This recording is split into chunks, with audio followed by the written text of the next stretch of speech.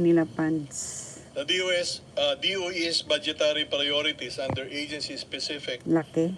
budget, which 3 is Fund billion. 101, is the implementation of all the agencies' major programs, particularly ISSP and capital outlay requirements, increase in manpower complement, operational requirements of the newly created Nuclear Energy Department of Division. Energy ito, guys. The bulk of the increase includes those expenses related to the said major programs.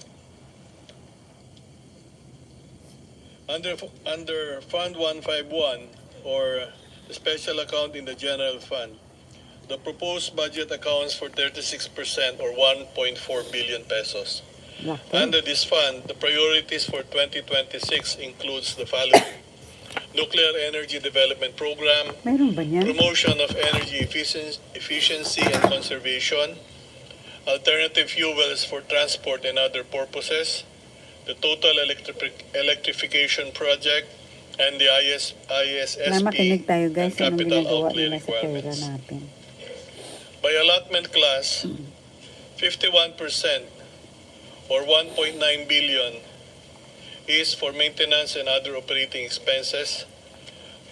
982 million or 26% is for capital outlay, while 910 million or 23% is allocated for personnel services, including retirement and life insurance premiums.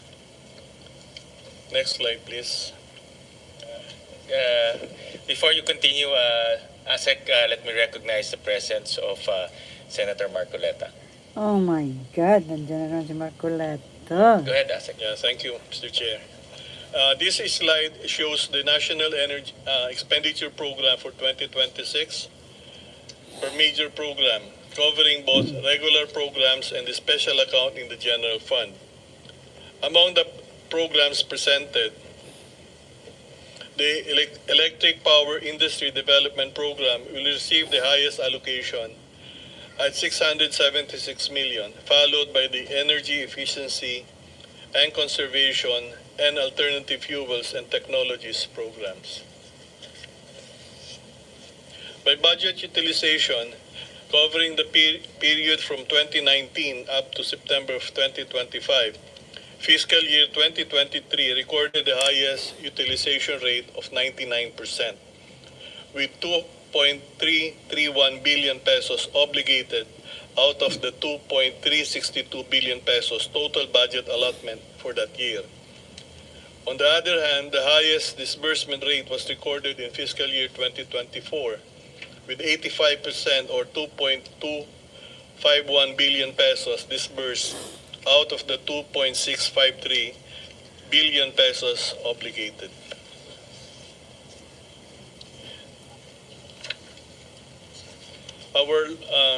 This slide shows, in line with the Department of Energy's objective to ensure energy security for the country, we respectfully seek the Committee's consideration for additional funding for fiscal year 2026 to support our proposed Philippine Gradiometry and Scientific Survey project, which aims to acquire modern geophysical data to enhance the petroleum prospectivity of underexplored areas in the Philippines. For fiscal year 2026, or in its first phase of implementation, the project has a proposed budget of 626 million pesos with a total project cost of 2.79 billion pesos over its 4-year implementation period.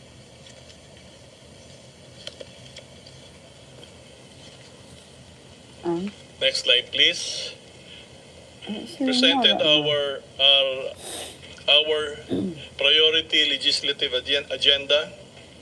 The key legislative priorities of the Department of Energy are amendments to the Electric Power Industry Reform Act, which will strengthen the ERC, NEA, and the powers of the DOE. Amendments to DOI Deregulation Act, which shall incorporate fair trade practices and safeguards, as well as the authority of the President to suspend or reduce excise taxes on fuels.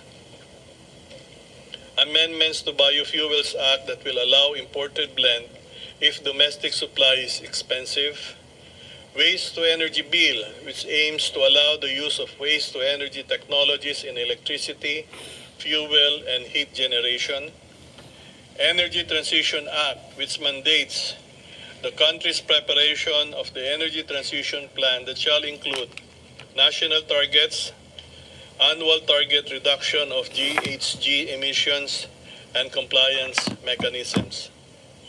And the last is the Energy Storage Bill, which aims to improve the reliability and flexibility of the grid to accommodate the growing demand for cleaner and renewable energy sources of electricity such as, but not limited to, solar and wind as part of the country's just transition plans. Under the reference scenario of the Philippine Energy Plan 2023 to 2050, we see a significant expansion in power generation from 111.52 TWH in 2022 to about 453.81 TWH by 2050. In 2022, coal provided nearly 60% of the country's power supply. By 2050, this significantly drops to 14%, reflecting our efforts to transition to cleaner and more sustainable energy sources. At the same time, natural gas plays a critical role as a transition fuel. Its share increases from 16% in 2022 to 35% by 2050, giving reliability and flexibility support to balance variable renewable energy while ensuring a stable power system. Mr. Chair, that ends our presentation. Thank you. Maraming salamat, ASEC. We now go to ERC, represented by Chairman Juan.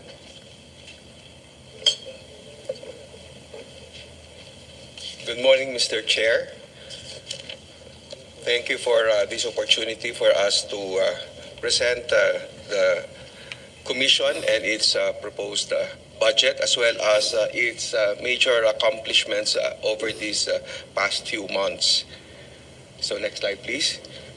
So the ERC is a quasi-judicial, quasi-legislative body that was created pursuant to EPIRA, and its fundamental mandates are, among them would be to regulate the rates of the distribution and transmission sectors and promote competition, particularly in the generation and supply sectors, all with the purpose of promoting and protecting consumer welfare.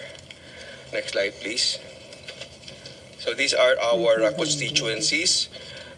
First would be, of course, the consumers, then the two regulated sectors, and then the competitive sectors. Next slide, please. So at a glance, these are the industry stakeholders for the electric power industry. We have the generation companies, in whose favor we issue the certificates of compliance before they can commercially operate. And then we have the transmission concessionaire, NGCP, whose rates are regulated by the ERC. And for the distribution, the 142 distribution utilities composed of 120 electric cooperatives and 22 private utilities. And then the 154 licensed retail suppliers that operate in the retail sector. Next slide, please. So these are the major accomplishments in terms of numbers done by the ERC from January 2024 to September 2025. Being a quasi-judicial body, we issue orders and decisions on cases filed with ERC, and among the cases filed would be power supply agreements, rate reset, approvals of CAPEX, approvals of point-to-point connections by generation companies, and as well as issuance of orders penalizing industry participants for violation of rules, and Worth of issuance of magagamit rules and regulations to govern the different sectors of the power industry. Next slide, please. So, just to zero in on the accomplishments of the ERC these past 2 months, from August to October 2025, we have already issued 449 decisions and orders. Of these, 78 were final decisions, 310 were final orders, and 61 orders were interlocutory, and they are either the provisional authorities and interim relief orders. We have also, as part of our licensing functions, issued already 1,658 certificates of compliances, provisional authorities to operate, and the COC for our distributed energy resources for the net metering customers or the qualified end users, and we've issued one retail electricity supply license. Insofar as the issuance of the relevant rules and regulations that will govern our rate setting moving forward, we have actually already approved the revised or the rationalized rules for setting the distribution utilities rates under the PBR, and together with the issuance and approval of this resolution, we had to decide on what valuation methodology to adopt for Meralco in relation to the Supreme Court ruling in Nasicor versus Meralco. Issued the resolution that will require the filing by the private distribution utilities of their confirmation, true-up and confirmation applications, or what we call the actual weighted average tariff applications of the various distribution utilities, similar to what Meralco has filed, that resulted to the refund order that was issued by the ERC earlier. Next slide, please. Insofar as the rulemaking, in addition to the rules governing the way forward for the reset for the private distribution utilities, we have promulgated the amendments to the net metering rules so we can streamline further the application process for the net metering in compliance with the directives of the President as announced in the SONA. We have also adopted some rules that will simplify and speed up some of our processes with the adoption of the summary proceedings in various applications, category of applications filed before ERC, such as those for P2P or point-to-point CAPEX, over under CPCN and BSUP or business separation and bundling. We have also adopted some amendments already to the customer choice programs rules that will make it easier for the applicants to a REST license to be able to obtain such license, so we can encourage the entry of more REST in our retail sector. Then we have also issued and adopted the amendments to our Section 43T guidelines, or the public offering requirement, and these guidelines or these amendments will actually prevent the discrimination of the smaller generation companies, because currently if the requirement is imposed indiscriminately on all the generation companies and distribution utilities, not all will be able to comply with the mode of compliance that is through the PSE listing, because not all of them are in possession of the qualifications to be able to publicly list. We have also several other various resolutions that we issued for public consultation, and we hope to be able to conclude our consultations thereon and issue these resolutions or amendments to these resolutions before the year ends. Next slide, please. So these are just some of our targets until end of 2025, and that will include proposed amendments to the Philippine Grid Code and the JAP resolutions in support of the DOE's JAP auctioning, and the amendments to our CSP rules and the adoption of the ASPA rules. This pertains to the adoption of the outcome of the competitive selection process in the review by ERC of the power supply agreements filed before it. Next slide, please. So these are our major trusts for 2026, for which we would be needing the budget that we are proposing now, and these are the major trusts. We will continue to perform our mandate to set the rates of the distribution utilities and the NGCP. We will address the backlog by coming out with timely resolution of all pending cases. We will enhance our oversight and our monitoring of the competitive sectors. We will come out with decisions that are predictable and rational. And of course, in the performance of all this, we shall have always the interest of the consumers in mind.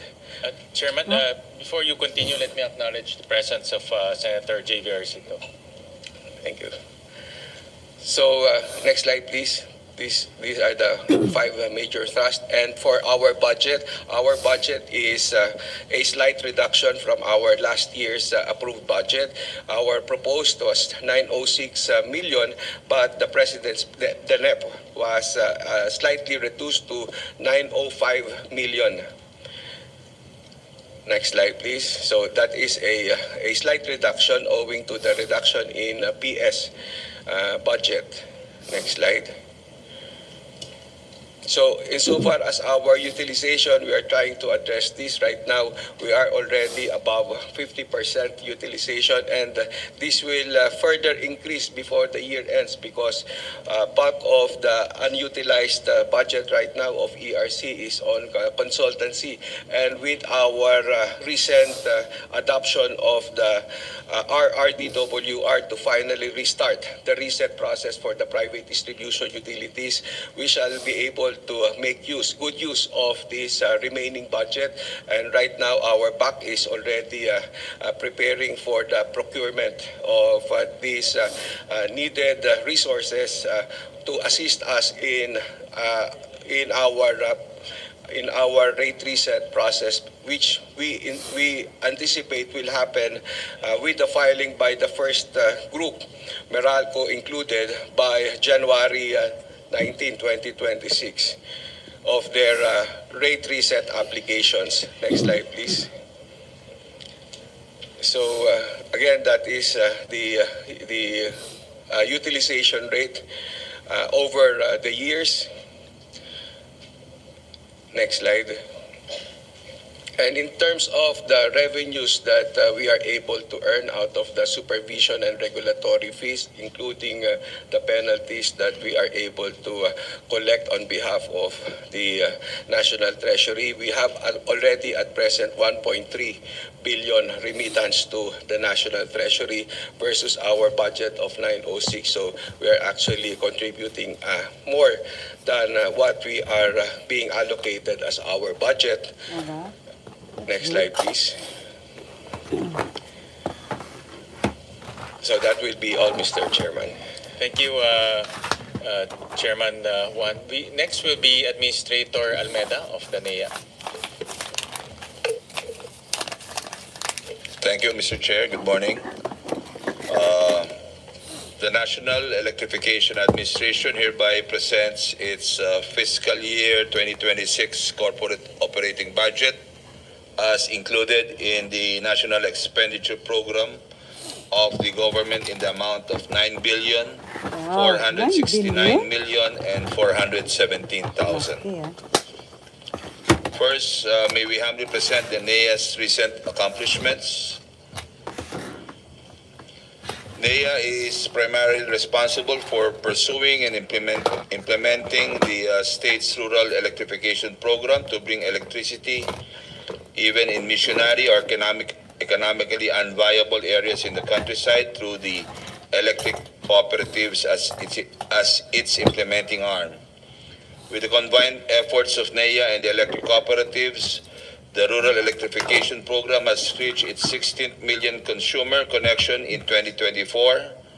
As of July 31, 2025, the data on the energization status of the franchise areas of the ECs shows that 79 provinces, 1,485 municipalities and cities, Picture lang man yan, 36,067 barangays, 130,519 sitios, and 16.81 million connections have been provided with electricity. The NEA targets to energize its 17th million connection in December 2025. The NEA, currently in its Phase 2 in situ electrification program, has already energized 10,270 sitios, equivalent to 54% of the 19,087 target, based on the master plan submitted by the EC's utilization rate for years 2020 and 2024 ranges. Utilization rate for years 2020 to 2024 ranges from 96 to 99%. Remaining balances of which consist of retention balances and savings, which will be further used for priority projects. For 2025, GAA projects are either in the procurement or construction phase. Nonetheless, we were able to energize 805 sitios as of September 30, 2025. For barangay line enhancement projects, the NEA already enhanced 34 barangay lines sourced from the savings from prior year subsidy. For 2025 BLEP, projects are either ongoing, bidding, or implementation. Next slide, please. The NEA's new flagship program, which utilizes renewable energy, is the photovoltaic mainstreaming project. This project aims to provide electricity service to dispersed households where distribution lines are either physically or technically unviable for extension through standalone solar home systems. As of September 2025, 40 ECs are implementing solar home systems project, while 7 ECs implement installation of solar facility in public school buildings. Relatively, the NEA and DepEd entered into a memorandum of agreement to energize far-off schools that remain without reliable access to electricity, commonly known as the last-mile schools. The first energization ceremony under the program was held at Datu Saldong Domino Elementary School. This is the first out of the 295 planned projects under the last-mile school electrification program for the year 2025. The remaining projects are intended to be fully bidded out by the end of the year. In response to the clamor of member consumer owners, NEA promptly addressed the power crisis in Siquijor and Siargao. In compliance with the directive of President Marcos, NEA expedited repairs on power generation gensets, and also facilitated the transport and installation of additional gensets from the Palawan Electric Cooperative to help secure electricity supply. Recently, the NEA, under the direction of DOE, facilitated the execution of an emergency supply agreement which will provide Siquijor with an installed capacity of 17 megawatts and a dependable capacity of 12.5 megawatts, well above the province peak demand. The NEA, in collaboration with Procelco and the new power producer, rapidly constructed, tested, and commissioned the new power plants to ensure reliable and sustainable power for the province. Likewise, power returned to Siargao, Bukas Grande Islands, which endured 13 days of blackouts after commissioning a 4-megawatt modular generator set. The generator set was part of the imported alternative sources of electricity delivered by the neighboring cooperatives to Siargao.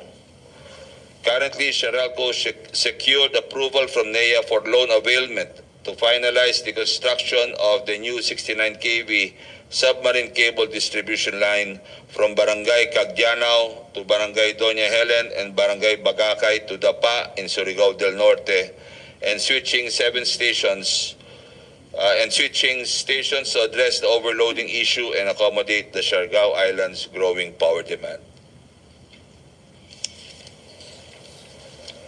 Masbate was among the areas placed under state of calamity after Typhoon Opong. Through the Task Force Kapatid, we were able to restore the down 1,200 distribution backbone poles. In less than 19 days, we were able to restore the distribution backbone. And at present, household restoration is now at 80%. So we expect full household restoration by the end of the month.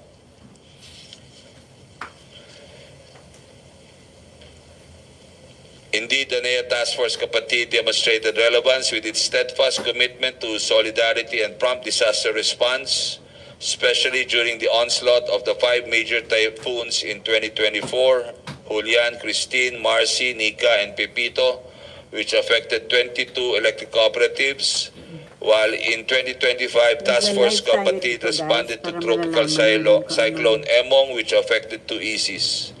Tropical Cyclone Nando, which affected 1 EC, and Tropical Cyclone Opong, which impacted 4 ECs. Among NEA's other accomplishment and as part of its commitment to leave no easy behind, the NEA has conducted competitive selection process for 19 ECs, both on on-grid and off-grid, in accordance with the prevailing DOE and ERC CSP guidelines. Through these CSPs, the NEA has assisted cooperatives in securing stable and competitively priced electricity.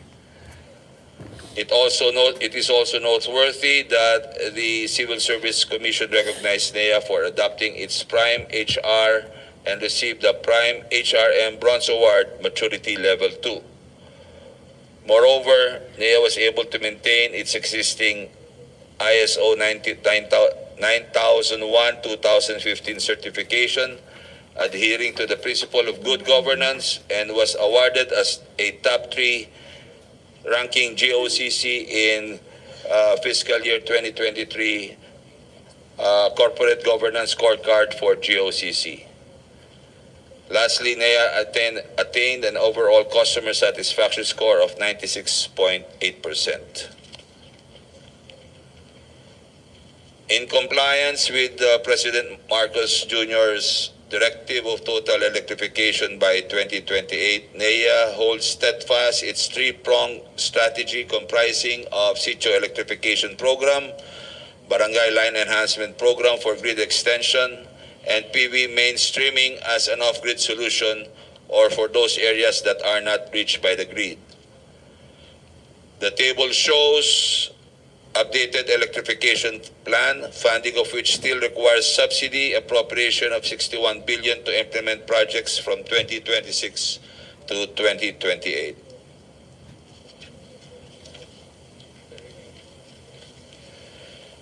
With those accomplishments, they assures the government that we continue to provide essential services and that our fiscal year 2026 budget will be utilized accordingly. As presented in the slide, the NEA's budget as contained in the NEP and as categorized by expense class are as follows: 63% for maintenance and other operating expenses, which include subsidy from national government for rural electrification, in the amount of 5.6 billion for the connection of approximately 93,849 households through the implementation of the strategized rural electrification and operational reliability for ECs and ESSERF, and administrative and financial expenses of 314 million. 28% for capital outlay, which covers loans for EC's CAPEX and other financial requirements of 2.6 billion, and procurement of office equipment, ICT, technical equipment, and motor vehicles that needed for its operation in the amount of 48 million. The 9% is for personal services cost of 517 million for 348 plantilla positions and 337 million for the separation benefits of NEA employees who were legally separated in 2003 by virtue of RA 9136 or the EPIRA law. Next slide, please. As to fund source, 60% of the NEA's budget will be sourced from the national government for its electrification projects, 8% as equity contribution from the government, and 32% from NEA internally generated funds or corporate funds, which will cover its operational expenditures. Comparatively, our fiscal year 2026 is 12% higher than fiscal year 2025 GAA due to the increase in budgetary support from the government and our provision for loan releases to ECs.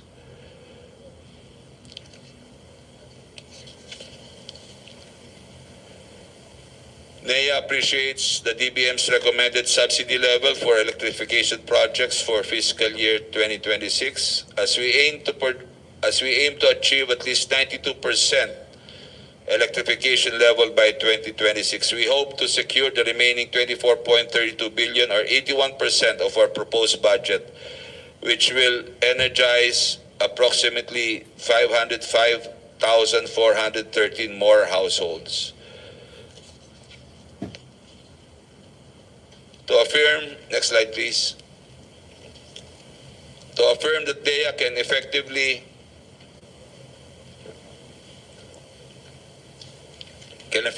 utilize and maximize its proposed budget, we humbly present the NEA's recent financial performance. For 2024, subsidy appropriation, NEA utilized 98% of its allotments for program projects, 72% of which was already disbursed to ECs. For SEP alone, NEA already reached 98% obligation and 80% disbursement rate. Notwithstanding the provision stated in the 24 GAA wherein subsidies released to GOCCs shall be valid until fully expended, NEA is committed to fully disburse the subsidies immediately. All projects are on track except for the installation of the solar power system in Zamboanga City, in which the NEA had encountered some delays in the EC's submission of documents. However, we are still committed to fully obligate the funds by end of 2025. For the year 2025, DEA's overall utilization rate is already at 93%, and is on track to reach 100% utilization rate by 2025, by end of 2025. 4 months from the receipt of SARO in May in the amount of 3.6 billion, the NEA already obligated 91% of its allotments and disbursed 27% to ECs. Majority of projects are still undergoing implementation. Nonetheless, the NEA is projecting disbursement rate of 51% by end of 2025. As to the remaining projects, the SARO of which was only received in August 2025, projects are still undergoing procurement.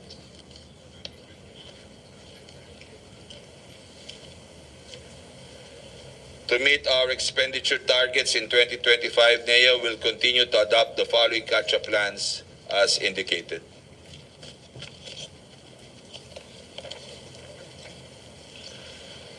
For our corporate financial targets for fiscal year 2025, charges to budget already reached 73% for in-house expenditures, collected 99.5% of EC's loan amortizations due, and released loans to ECs at 1.98 billion pesos. We would like to emphasize that NEA's financing scheme contributed to the revenue of NEA, which financed the agency's operating expenses. NEA as a GOCC primarily sources its revenues from the interest income earned in its lending function.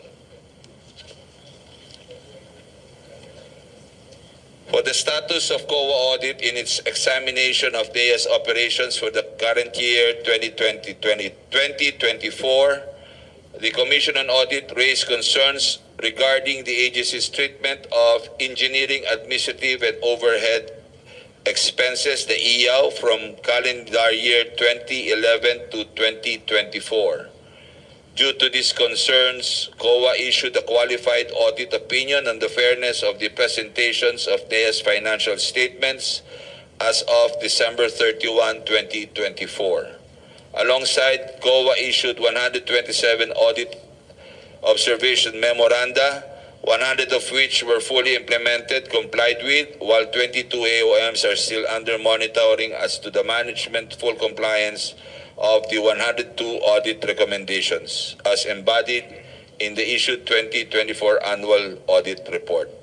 Out of the 102 audit recommendations, 53 were fully implemented, while 49 are either ongoing or partially implemented as of September 2025.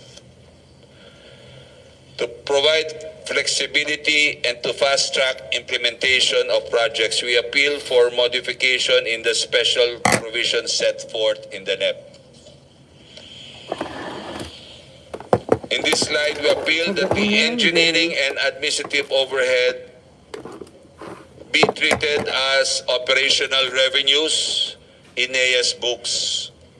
This is to cover funding requirement for all operational expenses of organic positions dedicated to the monitoring, supervision, evaluation, and liquidation of government subsidy projects, considering that NEA is facing a lot of government subsidy projects compared to prior years. NEA is wholly dependent on its operational and service income in funding its mandate. The exclusion of EAW in NEA's income will greatly hamper its capacity to properly and timely implement the rural electrification program. In fact, the NEA has been forced to stop the hiring of additional personnel, adversely affecting the timely implementation of the government projects. NEA submitted its letter requesting consideration for the modification of the special provision to House of Representatives and the Senate of the Philippines on September 2, 2025. Also, we request to include the provision that the NEA can release calamity funds to ECs even with unliquidated subsidies from regular electrification projects. Further, we appeal to add that in justifiable cases, NEA may conduct the bidding and or release the funds to the project implementer other than the subject ECs. Lastly, we appeal for the retention of the special provision on augmentation beyond the approved COB to provide NEA more flexibility in the use of available funds. That's all, Mr. Chair. Thank you. Thank you. We recognize the chairperson of the Committee on Energy, Senator Pia Cayetano. Next will be NPC. And it's good to see you, Jericho. Kala ko sa tobacco ka lang ngayon. Diesel na linalanghap mo. Buti naman, lumipat na. Diesel engines na ngayon ang naaamoy mo ngayon. Missionary electricity. Thank you, Mr. Chair. Good morning. I'm happy and proud to be the president of the National Power Corporation. Senator Marcoleta, Senator Cayetano, Senator Ejercito. I'm honored to present the NAPOCOR budget to the Honorable Committee. We will first go through the summary of accomplishments presented per 4 mandates of NAPOCOR. Hindi lang po kami diesel, Mr. Chair. So our first mandate is to provide power where no one else will go. We operate in 168 islands. That's 181 power plants. serving 5.3 million Filipinos and giving a dependable capacity of 193 megawatts. We have 14 substations with a total substation capacity of 225 MVA, and we provide 1,173.92 circuit kilometers for Filipino users free of charge. Wow. On our second mandate, Ayan. protecting nature's battery, this is our watershed management. We have 11 watershed areas, and for this year, 2025 alone, we have rehabilitated 550 hectares, which added amount to a total coverage of 147,434 hectares of our watersheds that total 485,000 hectares.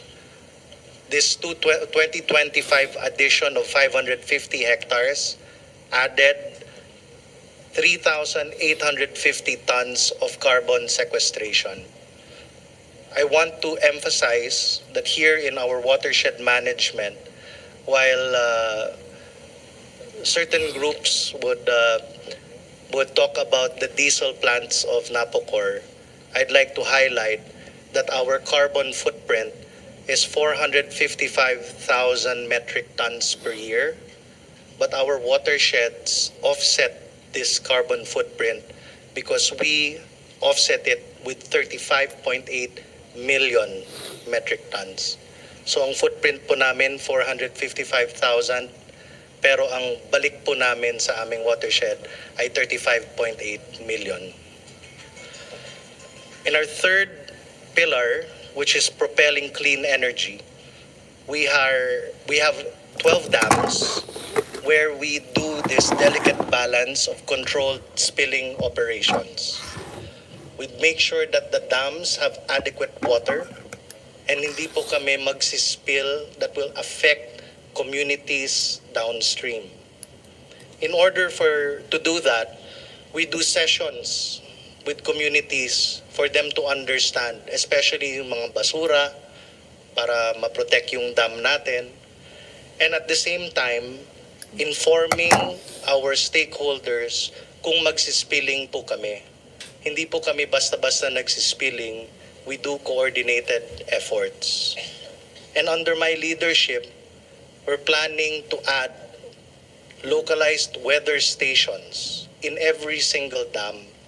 And we are currently even crunching the numbers of the past 30 years para maintindihan po namin ng mga weather patterns through the years, and we can do our spilling operations in a more scientific manner.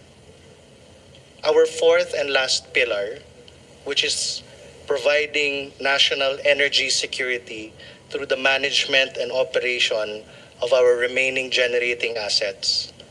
These remaining on-grid generation assets, particularly the 7 hydroelectric power plants of the Agus and Polangi complex, provides 25 to 30% of clean energy to the Mindanao grid. We give a dependable capacity of 929 megawatts, with a gross generation in 2024 of 4,491 gigawatt hours. Because of this operation, we give a plus 8.769 billion. This is net po na pera na binibigay po namin at tinatanggap po ng PSAM. So where will we be in 2026 kung masuportahan po yung mga programs po natin? We will increase our 24-hour operations from 84 to 101. We will increase our 12 to 23 hours operation from 18 to 42. And we will decrease our less than 12 hours operation from 79 to 52 plants. Total number of plants that we will add will be from 181 to 195. Also under my leadership, Mr. Chair, Honorable Senators, I want to look deeply into the unserved areas. Masyado tayong nakafocus sa underserved. Punta na rin po tayo sa unserved. And hoping that these unserved will be, pinapadesign po namin, per on the drawing board, microgrids, hybrid. Doon po tayo papunta. Personally, bumababa po ako sa mga design engineers, mga bata and ambitious, and I'm challenging them to create green energy solutions for our future. Now, on to the budget. Our corporate operating budget is 42.5 billion pesos for 2026. This corporate operating budget is majority for our MOOEs, where we have a fuel cost of 13 billion pesos. This 13 billion fuel cost, personally, I am reviewing this for its inefficiencies, especially in the deliveries, because I want to bring it down. So we're still asking this by default because it's just my 31st workday. Inaaral ko pa po paano gawin itong efficient para hindi masyado malaki. Dahil isa po yung challenge ng ating Energy Secretary. Sinabi po niya sa akin, kailangan babaan ang diesel dependence po ng Napocor, and we are up for the challenge. We are also subsidizing about 16 billion for our NPPs and QTPs and other contracted services, rent, debt service, repairs and maintenance, and other expenses. For personal services, we have 3.1 billion and our capital outlays of 3.5 billion pesos. On to the national government subsidy, ito po yung topic natin na hinihingi po namin sa Kongreso. Ang hinihingi lang po namin ay 1.5 billion, hindi po yung buong 42. So 1.5 billion po yung hinihingi namin, and we're hoping that you can support it. This 1.5 billion will go to clean and affordable energy, access to electricity, and power system reliability and resilience. So on clean and affordable energy, these are our solar and BESS. For access to electricity, this is for our transmission lines, distribution lines, substations, and switching stations. And for power system reliability and resilience, ito po yung aming rehabilitation ng ating power facilities, and ang karamihan dyan is the Mindoro grid upgrading. On budget utilization, you could see here 2022, 2023, 2024, and the first 8 months of 2025. Medyo mababa po yung last portion, but we are looking that by the end of the year, above 90% po yung budget utilization natin sa corporate operating budget. Ever since I assumed the presidency, hindi po tayo basta-basta pumipirma. Tinitingnan ko po lahat ng mga kontrata at marami po yung mga kontrata na marami akong tanong. So that might be a little bit of a delay, pero ayaw ko po kasing pumirma na hindi ko naiintindihan kung tama ba talaga yung pupuntahan ng pera. And on the budget utilization for our national government subsidy, which is the one that we are asking for congressional support. As you can see, 75.64% na po tayo as of August, pero aakyat din po yan towards the end of the year. That's all, Mr. Chair. Thank you, President Pres Jericho. We'll go to PNOC. And we'll just combine the presentation of your subsidies, since PNOC is the mother company. So we'll call on PNOC's presentation. Then after that, finally, we'll call on PSAM. Good morning, Mr. Chair, members of the Senate Committee. This is the presentation of the Philippine National Oil Company. Next slide, please. This is the mandate. to authorize exploration, exploitation, development, and utilization of all forms of energy resources. Our vision is to be a strategic niche player, and our mission is to complement the efforts of the private sector. Next slide, please. These are major accomplishments in terms of remittances to national government over 3 years. We have remitted 1.6 in 2022, 2023 2.6 billion, and 2024 2.46 billion.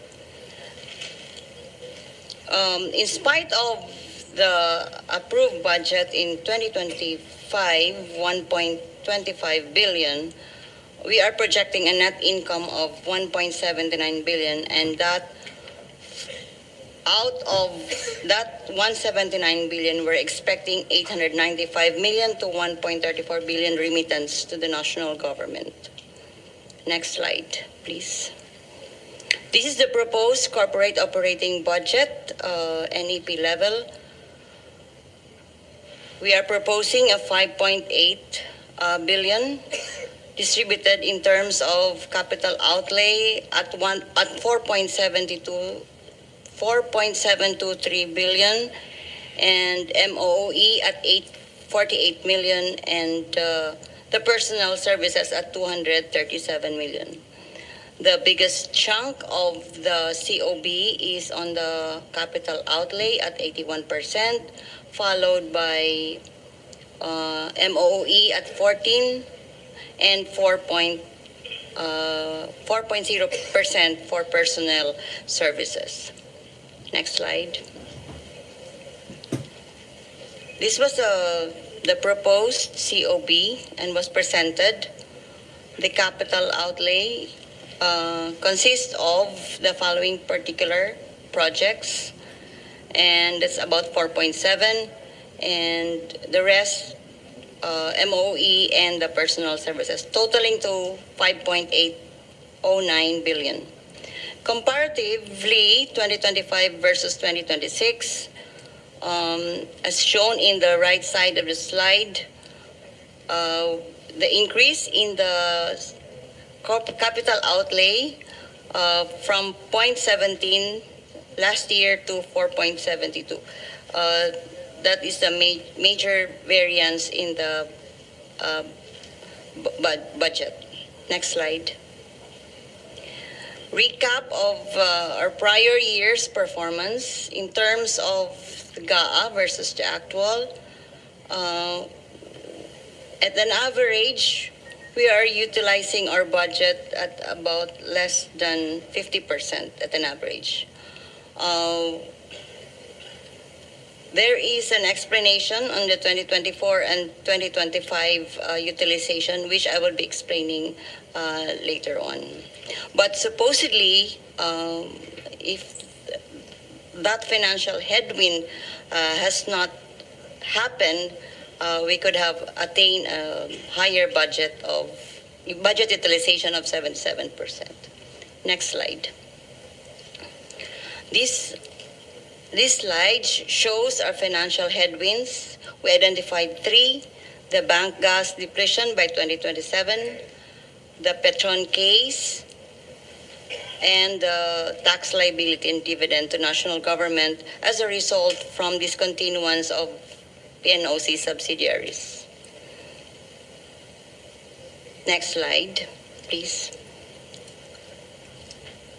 With those financial headwinds, we redirected our thrust, our direction to de-risk to equity projects and the land development at PNOC Bataan Properties. Next slide. So this slide explains one of the major thrusts, which is really the business model on de-risk to equity projects. In short, as a catalyst to energy investment, we will de-risk projects to crowd in equity and receive subsequent dividends. The slide there represents where we come in project development, in energy project development. Next slide. So the shift is actually from competing with the private sector to enabling it through a de-risk to equity strategy. From builder, operator, we want to be a market enabler. We want to crowd in private capital, not crowding out. And we only target budget only for de-risk levers. What PNOC will not do will not build, operate assets in mature bankable segments where private developers are active. We will not be duplicating projects without system value or public interest justification. Our budget allocations will be explicit to de-risk outcomes and counterpart private participation. Next slide. So from hodgepodge to portfolio logic.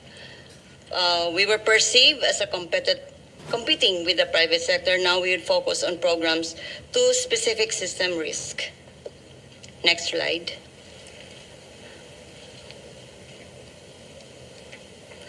So these are the de-risk to equity projects and technologies, and we have here the financial run for each of these technologies. So what we are asking is a 500 for 2026, where what we are budgeting is the 520, and the succeeding years for 2026, 27, 28.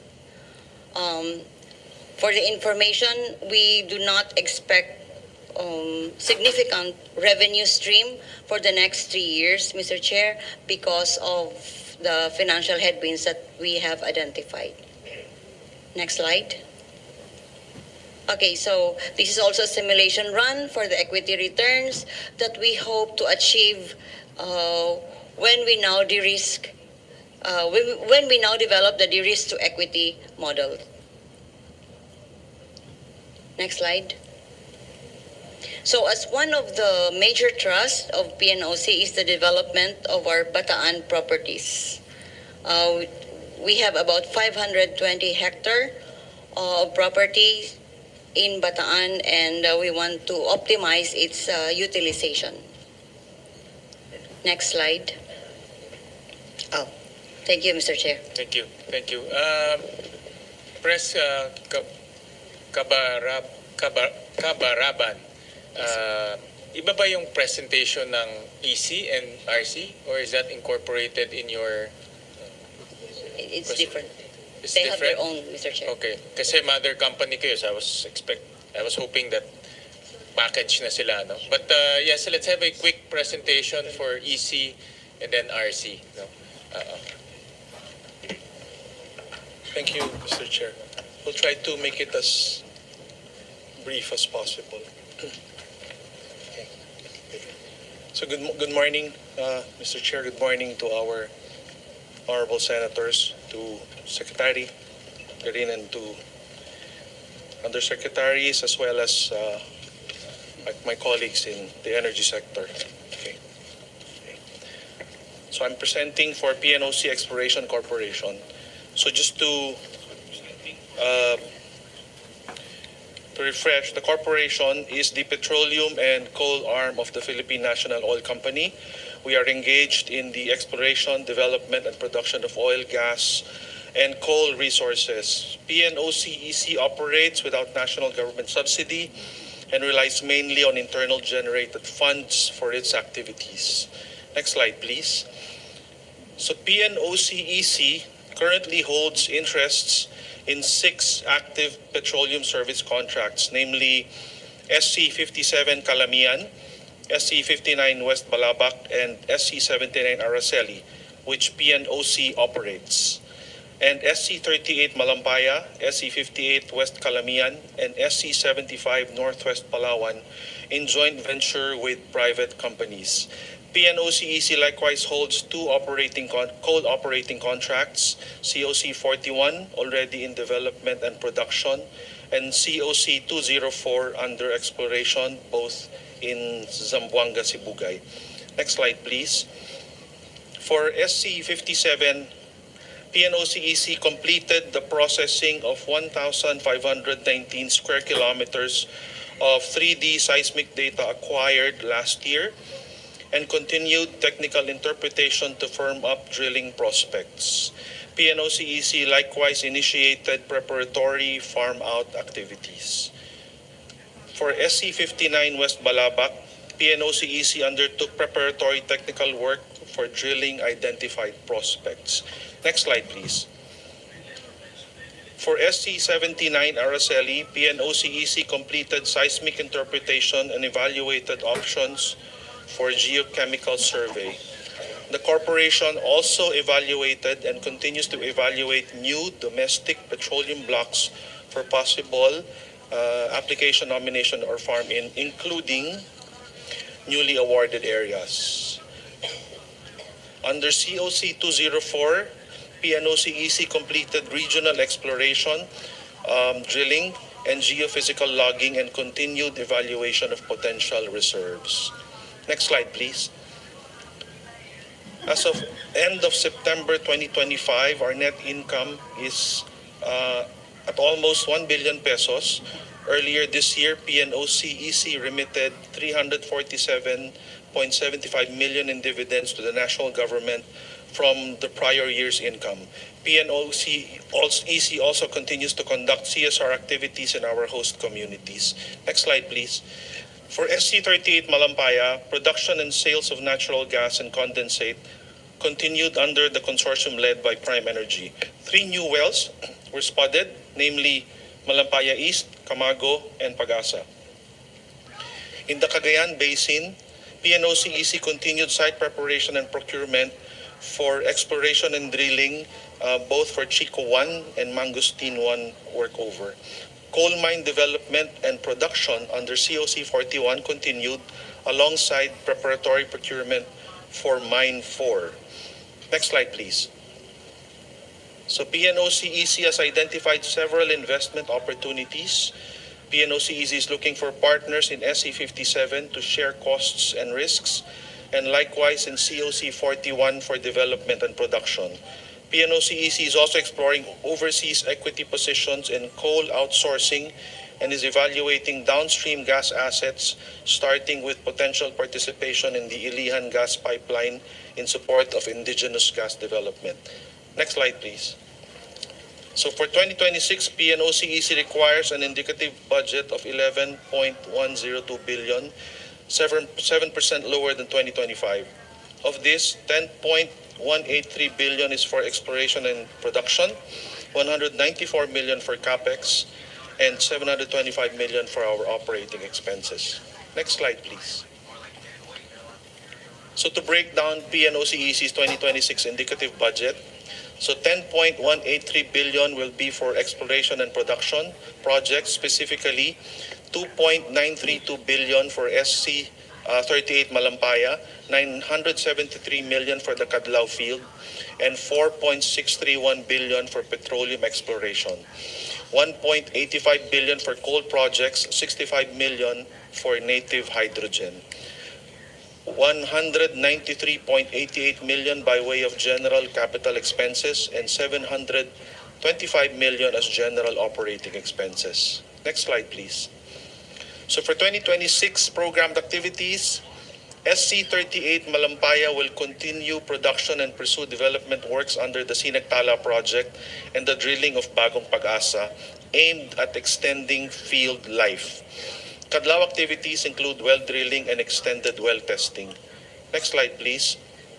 For exploration in SC-57, PNOCEC will continue with the maturation of prospects using the acquired and processed 3D seismic data and will continue efforts in engagement of possible partners.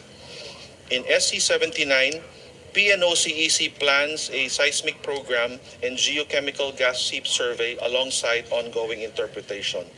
In the Cagayan Basin, PNOCEC will continue exploration activities and seek partners for the area it plans to nominate. Next slide, please. For coal, PNOCEC will maintain only minimum development and compliance activities while management continues to evaluate the appropriate course of action for the mines in light of current operational and economic constraints. The corporation will, however, continue feasibility studies infill drilling for data completion, environmental impact assessments, and mine planning. For native hydrogen, PNOCEC will undertake geological and geophysical studies, secure free and prior informed consent, and conduct EIS-related work. Next slide, please. Our budget utilization rate remains low due to the speculative and capital-intensive nature of petroleum exploration and production. For first half 2025, our budget utilization rate is only 12.04%. From 2020 to 2024, it ranged from 9% to 25%. Around half of our annual corporate operating budget is contingent, dependent on prospectivity, technical results, permitting, and procurement logistics. Next slide, please. So the figures and programs presented are aligned with current technical studies and regulatory directives. PNOCEC remains available for further discussion. End of presentation. Thank you. Thank you, Mr. Next Chair. will be PNOCRC.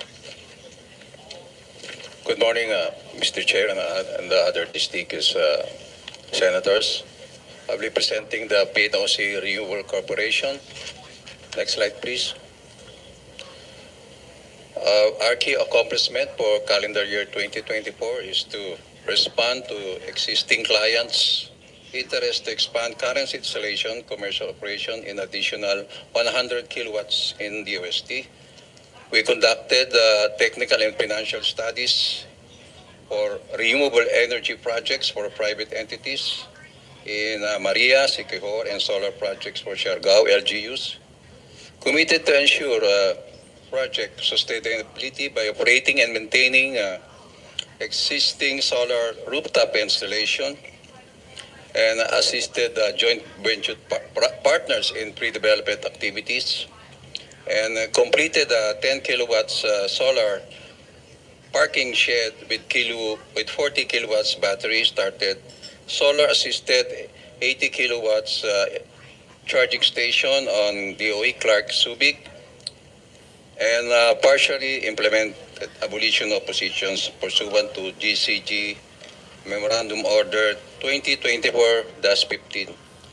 Unfortunately, Mr. Chair, we were advised that the PNOCRC will be deactivated sooner this year, so we are already, Mr. Chair, on the transition period. That ends my presentation, sir. Thank you, Pres Estiles. And lastly will be PSAM.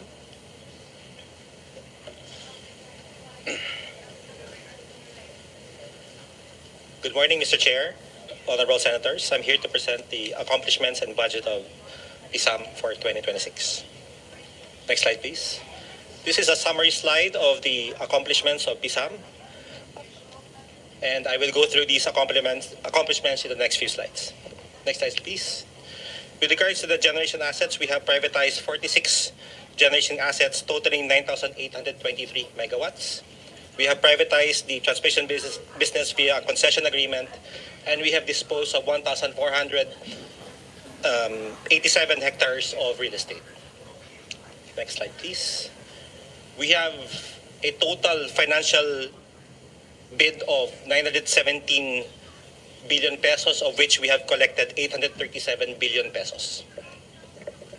Next slide, please.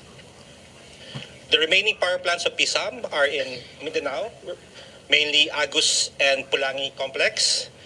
We have the IPP contract CBK, which we have successfully bidded out, and we hope to turn over to the winning bidder or consortium in Feb of 2026. And we have the Mindanao Coal Plant or STEAG, with the expiry of this IPP contract in 2031, and hopefully the plan of PSAM here is also a retirement of this particular coal plant. Next slide, please. With regards to liability management, the highest level of total debt and IPP lease obligations occurred for PSAM in 2003 of about 1.2 trillion pesos. We are now down as of June of 2025 to 262 billion pesos. The total amount of paid financial obligations represents about 2.2 billion pesos. Next slide. We are also, as part of our mandate, we are the administrator of the Universal Charge Fund. As seen on the screen, we have a total collection and disbursement of 302.8 billion pesos. With regards to the budget of PSAM, we have a proposed budget for 2026 of 248.9 billion pesos. Next slide, please. Here shows a breakdown and comparison of our 2025 and 2026 budget. Please note, Mr. Chair, honorable senators, there are huge differences in 2026 because there was an assumption of PSAM here that the corporate life of PSAM ends in 2026. Therefore, we made assumptions on PS for the separation and benefits of employees, and all of our debt were supposed to expire in 2026. So particularly in PS, we have a variance of about 377 million representing separation pay. We have a PSAM MOE of about 232 billion pesos, of which 170 billion of which are expiring obligations, but we are now in the process of negotiating these liabilities for a 10-year life in accordance with the 10-year corporate life extension of PSAM. We have a 10.3 billion requirement for Transco and a 2.2 billion requirement for the Napacor Operations Maintenance Agreement for the Agus and Pulangi, for a total proposed budget of 2026 of about 248.9 billion pesos. Next slide. Here is a line-by-line breakdown, Mr. Chair. As you can see, the biggest item in our budget represents the debts and IPP lease obligations, followed by the remaining IPP costs that we currently have, such as San Roque IPP, Bakun IPP, CBK IPP, Mindanao Coal IPP.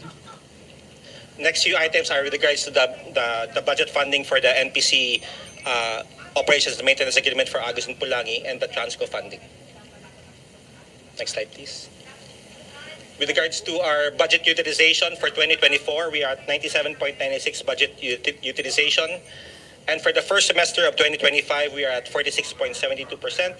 However, we project for the by end of 2025, we will be at 90% or higher. Next slide. This just represents the budget utilization for the NPC MOA, which is at 93%. And for 2025, next slide, we are currently at 32%. And however, again, we expect to be at 90% by end of year. That ends my presentation, Mr. Chair. Thank you. Maraming salamat, President De La Serna. As a matter of tradition, we always give priority to the chairperson of the standing committee.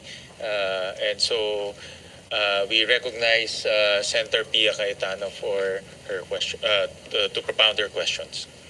Thank you. Mr. Chairman, I probably have just 2 or 3 questions, which I just met with them, I think, 2 weeks ago. And I have a few other hearings coming up. So just a statement, and then after that, just very few questions. So I always start my interventions with a reminder, by stating that I'm also the chairman of the Committee on Sustainable Development Goals, Innovation and Futures Thinking. And so as we listen to your budget, obviously we're concerned about energy security, the effect on the economy, and our commitments to the UN Sustainable Development Goals. But these commitments we have go directly to the lives of our people. So SDG 7, which is of course affordable and clean energy, that is exactly your mandate. SDG 9, innovations, industry and infrastructure. I'll go into my first question very quickly. Observation and then maybe a quick reply from the Secretary, ERC. So for industries, for us to build industries, in 2019, I sponsored the CREATE law. And even while I was sponsoring it, and then 6 years later in 2025, now chairperson of the Committee on Finance, was the chairperson of the Committee on Ways and Means, and sponsored the second CREATE law, CREATE More. But during my time in 2019 and during his time in 2025, the feedback and the reports from the World Bank and the World Economic Forum state that the cost of power is one of the biggest concerns of the industries. So kahit ano pang mga initiative, ano pang mga diskwento na ibibigay natin sa mga businesses, it's the cost of energy that is the most important. And this has not changed. So I'm only speaking between 2019 and 2025, and it has not changed. No? So 2023 pala when he chaired, kasi 2025 ngayon, finance na siya. It has not changed. And then if we look at our SMSEs, and I'll nudge my seatmate over here, Senator JV, we both bike around the country. Makipagkwentuhan ka sa kahit sinong small business in the provinces, kuryente yung ikikwento sa'yo. Walang patid na brown out. I'm an entrepreneur, and with all the problems you face as an entrepreneur, I can't even imagine na kasama pa doon sa problema na tatakbo ba yung printing press ko mamaya? Tatakbo ba yung maliit kong makina na gumagawa ng kung ano man yung ginagawa nila? Can you imagine that life? And that is what our businesses are faced with every day, no? So, that's where we are. So I don't know if there are projections on how we can see these prices go down kasi it's affordability. So marami nang usapan about accessibility, NPC, President Nograles, no, yung mandate nyo. Pero siguro ako na magtatanong nung common concern natin, no, na kailan tayo mag-shift dun sa hybrid and renewables. You mentioned something that it's in the works, but it has to happen soon kasi in the meantime, napakamahal. So doon ako sa affordability ulit. Napakamahal ng diesel, napakadumi pa. And then the gap, the difference is subsidy by government, no? So everybody is paying for this. And then ulitin ko lang yung nakwento ko naman sa inyong lahat during our last hearing, hindi nakwento, just a statement. Example lang naman yung mga taga El Nido, Palawan, very similar dun sa ibang sitwasyon ng mga kababayan natin na nasa island, while off the grid. Ayun, it's not reliable and it's so expensive. So siguro medyo projections lang, Secretary, how do we see this being addressed para kung sabi mong in 3 years, wag na muna natin pag-usapan in 2 years, sa 3rd year na lang natin pag-usapan, update nyo na lang kami. Yes, thank you, Chair. Basically, comparatively to the other countries, ang cost ng production natin, whether it's transmission, generation, distribution, is competitive. Okay. What makes us different is we don't have subsidy and taxes. So if unahan ko na si Senator Marcoleta, if we do remove the VAT, which is 12%, and it's not just 12% of the electricity that's being paid by the consumers, it's 12% from the start as fuel, generation, transmission, even our platforms, no, sa WSM or our supply, and then distribution. I'm not sure of the amount, but for the very least, it's 20% less, Mr. Chair. So, I'll interject, Yes, no? ma'am. Sa dami ng mga think tanks, no? International, local, we have our own, of course, that's the job of DepDev. Has anyone looked at the numbers, no? Like, what is the difference between the revenue generated by the tax and the income generation organically created by the businesses and all the after effect, no, on how it flows to the entire community. Kasi sa ibang hearings ko and sa Ways and Means, talagang there's always a group that will give us those numbers so that we know, like by not preventing and doing whatever we can to prevent smoking, ito yung effect. O may taxation ka nga sa smoking, sa vaping, nasingit ko pa yung advocacy ko, ganun talaga buhay. Exactly. May trigger.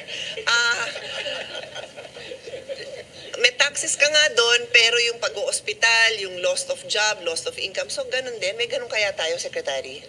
To our limited capacity in doing economic and financial calculations, no, our planning does have some assessment of what is the impact of the industry as far as job generation and other businesses that thrive around this industry. We can give that to you. Or do you have the Somebody data have now? it already? Do you have the data now? Or we can submit? We will just If you submit. can find Yeah, it yes, now ma'am. within the hearing, that would be We'll great. submit to you, ma'am. Yeah. Kung kayang mahanap ngayon habang nag-uusap sana tayo, that would be the best, di ba? Para we can already discuss. Kasi ito na yun eh, you have 4 senators here. You know, if we need to make big changes, maybe we can. There's always going to be resistance, of course, with DOF kasi that's their job to create. But if there's other agencies that will tell us that ito yung effect if we do something differently, kasi we're not doing anything differently. We're not shaking things up, and we need to do that. I like your presentation. I mean, I like your response. It's so simple. So nandun lang pala sa subsidies yun, ganun kasimple, Secretary? Mr. Chair, that's the part that can be done through legislation. In our capacity, though, as DOE, there are so many things that we do have that are our deliverables. Okay. Like yung grid problem. Na, for example, like Mindoro and Palawan, as you mentioned, we need to fix the distribution lines there, supply nila less of diesel and more of renewable or cleaner but cheap. No? So those are things that we can, not immediately, but we can plan out for it to be delivered. Now, those are the infrastructure na we're trying to fix now with the different GOCCs that we have in different bureaus that we have. One that is very impactful, kahit mabagaling impact niya, is the shift towards cleaner energy. Because the more cleaner energy, according to the simulations, if we do reach the targets that we are targeting by 2030, mga 2 pesos, 1.3 to 2 pesos ang reduction. So, meron talaga, things are working, but it's not instant kasi every pieces of the puzzle have to be in place. Pero if we want really immediate impact, and I think it's a right call, kung wala lang tax sana, that will significantly lower kagad. The rest are our responsibilities, Mr. Chair. No? You mentioned renewable energy, and as I said, SDG 7 is affordable and clean energy. In a previous hearing, Madam Chair, in your team, you were, I don't know if you were secretary yet during that hearing, so it might have been a previous one. It was reported to us that there were 105 renewable energy projects that risk termination due to non-compliance to project timelines. And then, idagdag ko na doon yung nabanggit ko, I think, in that same hearing that similarly, meron tong mga, and help me out with the correct terminologies, no? Doon naman sa exploration, di ba parang ang nangyayari, nagpa-park sila, yung they get the permits to explore, and then they don't explore, and they just park. So, yeah, the service contract. So, can you just report on those two things? Kasi nabanggit mo renewable, it's so important. We get so excited about it, you know, and I even mentioned that before I became chairman of the Committee on Energy, with my limited knowledge, which is still limited, you know, you don't hear, unless you attend a forum where the details get this technical, the average person doesn't know na one of the big problems with renewables is the storage, di ba? Wala pang i-invent na technology na mas store yan. So kung madilim na, ang gagawin mo dun sa nakuha mong energy, and then it's the connection to the grid. Yung mga ganun ba? Anyway, I'm just saying na maraming nagmamarunong and they want to improve our situation but they don't understand these things. So let's elaborate a little bit, no, on these issues you have with renewable and then yung sa service contracts.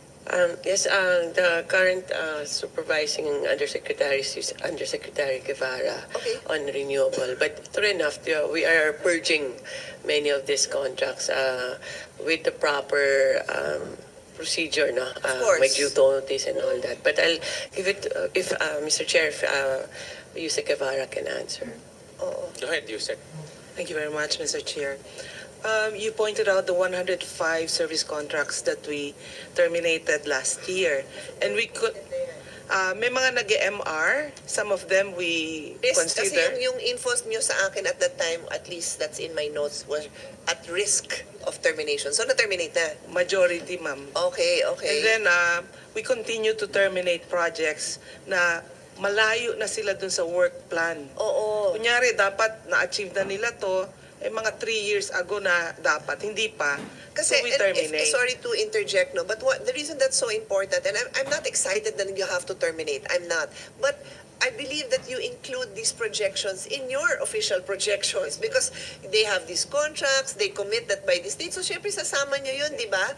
Tapos, malaman-laman mo, a year, 2, 3, 4, 5 years later, walang nangyari. Eh, the nature of these projects, matagal mabuo. So, if they're not moving along, then you might as well find people who can move these projects along, correct? So that's why lang I want to put that on record that it matters because our goal to be, is it 50% renewable by 2040? Tama? 50% renewable by 20, is now affected. Imagine if you relied on that and sino bang may ayaw na less government intervention? Bahala kayo, sige, private, go ahead, do as much as you can. Then, gugising ka na lang, walang nangyari, that's sa 10-year timeline. Anyway, what's the timeline for these renewables ba? Solar, and maybe quickly inform all of us. Solar, geothermal, wind, water. Ano bang timeline yan? From the moment that, I don't know, I don't know, yeah. From the... I get to whatever is a reasonable time to consider na seryoso na to. So when we award a service contract, Okay, that's the awarding. beginning. no? Okay. Solar can be built in 1.5 to 2 years. Okay. Geothermal, that will take 5 to 10 years. So yun po yung dulo-dulo ng So minimum for example, at sa saka max. solar, no, from the moment you awarded the service contract and it can be built in 1.5 to 2 years, just to be clear, one of the issues you brought to my attention was that yung pala, pag-apply nila, wala pa silang right to the land. So, and sadly, and the chairman, like me, was also chairman of the Committee on Energy Education. Ganun din. Nakalista na lahat ng papatayo ng eskwelahan. Tapos, wala pa silang right pala dun sa magpatayo, dun sa lugar na yun. So, same thing. So, you said that one quick solution there is they have to have a clear right, whether it's a lease or ownership, right? They're not able to show the possessory rights within Possessory so many rights. days after the award of service contract. Automatically. Unlike dati, invalid you're na siya. waiting. A year Wala na later, po. wala pa rin. 2 years later, wala pa rin. O ngayon, hindi na mangyayari yon. Okay. So 1.5 years. So, without that problem, pag that problem is addressed, meaning they already have to show that possessory rights within a few days, wala nang ibang major hindrance? One of the major hindrance would be yung grid connection. The grid connection, Yeah, correct. but then we make sure na kaya nilang, meron naman pong transmission development plan. If they make sure na mauuna yung transmission matayo bago mag-connect, then they should not have a problem. But ma'am, pointing to your question, we have 1,400 service contracts. Okay. But then we also classify them into committed and indicative. Ang Okay. committed, ibig sabihin po, nagko-construct na o may financial closure na. Okay. So yung numbers na sinasite namin, for example, na by 2030 dapat 35%, nakita na po namin yung 35% na yun na manggagaling sa mga committed sa Committed. indicative. Okay. Yes. Okay. So yung indicative, meaning they Yung have a service contract Yes. but there's a lot of moving pieces pa? Ganun ba yun? Tinatapos pa nila yung mga permits. Feasibility study, mga ganun po. Pero ba't kailangan ma-award na sila ng indicative? Because they will may not- mawawala ba sa kanila kung hindi nila hawak yon? They need the exclusive That's what use they're of that's that. what they're after Yeah. na for them to make their commitment then kanila na yon so that maka-invest na sila nung expenses necessary for The to make permits, the project happen, the permits, like you said, the feasibility. Okay. So, and then you mentioned geothermal, which takes 10 years? 5 to 10 years. And in the last hearing, Secretary, you mentioned that we have geothermal projects in the works? We have? There is, ma'am. Actually, this is the first time in so many years that we have a greenfield under EDC, no? Under EDC and Bicol. Yeah, first But time. there's also some that are closing. So it's So it's really necessary. So But- it but- won't but- even increase our our ratio. It's just going to maybe, ang tawag doon, make up for the closures. Tama ba? Mr. Chair, although we are currently in talks and almost finished na yung talks on the de-risking facility for geothermal kasi para mabawasan din yung risk on the investor. So that's through World Bank ba? Or, ADB through and then conduit yung land bank so that we can have more investments in geothermal. So because really geothermal is one of our low-lying fruits sana. Yes, ma'am.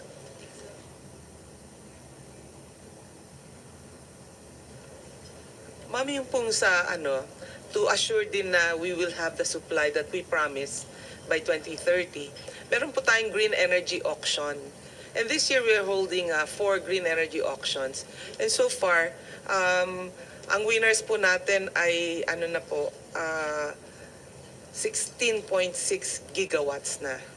Okay. So by the end of this year, baka umabot na po tayo ng 20 gigawatts. So assured na tayo hanggang sa 2028 to 2030 na mga developments. Okay. Kasi pag green energy auction, merong performance bond, they really have to deliver. Otherwise, they pay the government. They will lose the performance bond. Right, right. Okay. I'm looking lang for a news article that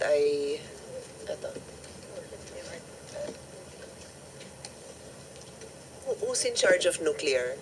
Ikaw din. Anyway, Yes, ma'am. there was an article a day or two ago. It says the Philippines has emerged as one of the front runners in the nuclear deployment in Southeast Asia. Paano nangyari yun? Overnight, naging front runner tayo? May ginawa tayong, ano mga Yes, ma'am. groundwork natin? We- Kasi, sandali, ito si Senator JV. Last week, we welcomed the Speaker of the House of Hungary, di ba? Kasi binisita namin siya roughly a year and a half ago, parang early part of 2023. Yeah. And then, nag-side trip ako sa Vienna and I had a meeting with our ambassador. And at that time, a year and a half ago, we have done nothing. Nothing. And then now we're on the forefront. Ang galing talaga natin. What happened? Who can update me? Kaninong PR yun? No, it's, Mr. Chair, hindi yun PR. Ever since 2022, with the new administration, medyo na-revitalize yung nuclear energy program interagency. It just took us time to get back on track. Yes, ma'am. So now we have a nuclear division, we have nuclear division in DOE, we have a roadmap already. Na-review na tayo ng IAEA second time and we have good grades in IAEA. We're asking for another one pa. The law was passed. We entered into the 123 agreement already with the US and other countries. And we're making headway in the sense that many of our companies are also interested in pursuing our recent we had surveys now on the acceptance rate ng nuclear, but the recent activity of DOE, other agencies in fairness also have activities in this. PhilVox, DOST, PNRI, DND, lahat sila may ginagawa. But DOE issued recently a circular giving let's say preference or special treatment to the Pioneer one. So it's just more of a framework. And so why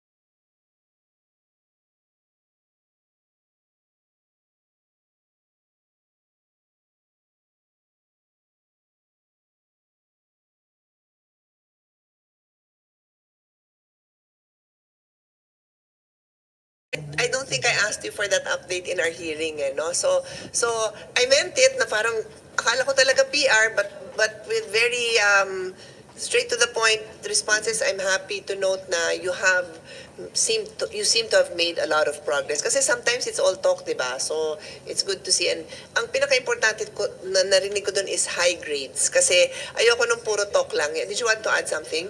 I wanted to add lang, I would like to thank the good chairman of this committee kasi he supported NEPIAC for on the budget side for a few years. Kasi with that, we were able to do our public communications, the mga contracts, surveys, and really beefed up the activities of capacity building of NEPIAC, of all agencies actually. Si Chairman, on that topic, nasa Board of Governors tayo ng IAEA for 2025-2027. Philippines, medyo impressive yun, ha? Kahit na nasa board tayo ng International Atomic Energy Agency. Although it's, my staff just told me, DOST ang nakaupo. Yeah, but still, no, as a country, that's quite an honor to be part of the Board of Governors. So, siguro ito na yung last comment, observation ko, no? I think everyone supports renewables. I don't think there's anyone who, would say offhand na that's not the right direction to go. It's a UN mandate, our commitment, and it's what we want, clean energy. But I think what has to be clear, and it's embedded, I think, in the energy sector nga, na someone's always paying for something. So, we are paying for the development and promotion of renewable energy. And the ERC has raised the feed-in tariff allowance from 0.1189 to 0.2073 per kilowatt hour, which would lead to higher power bills next month. Tama ba? Is that accurate? Yeah, ERC. Yes, Mr. Chair.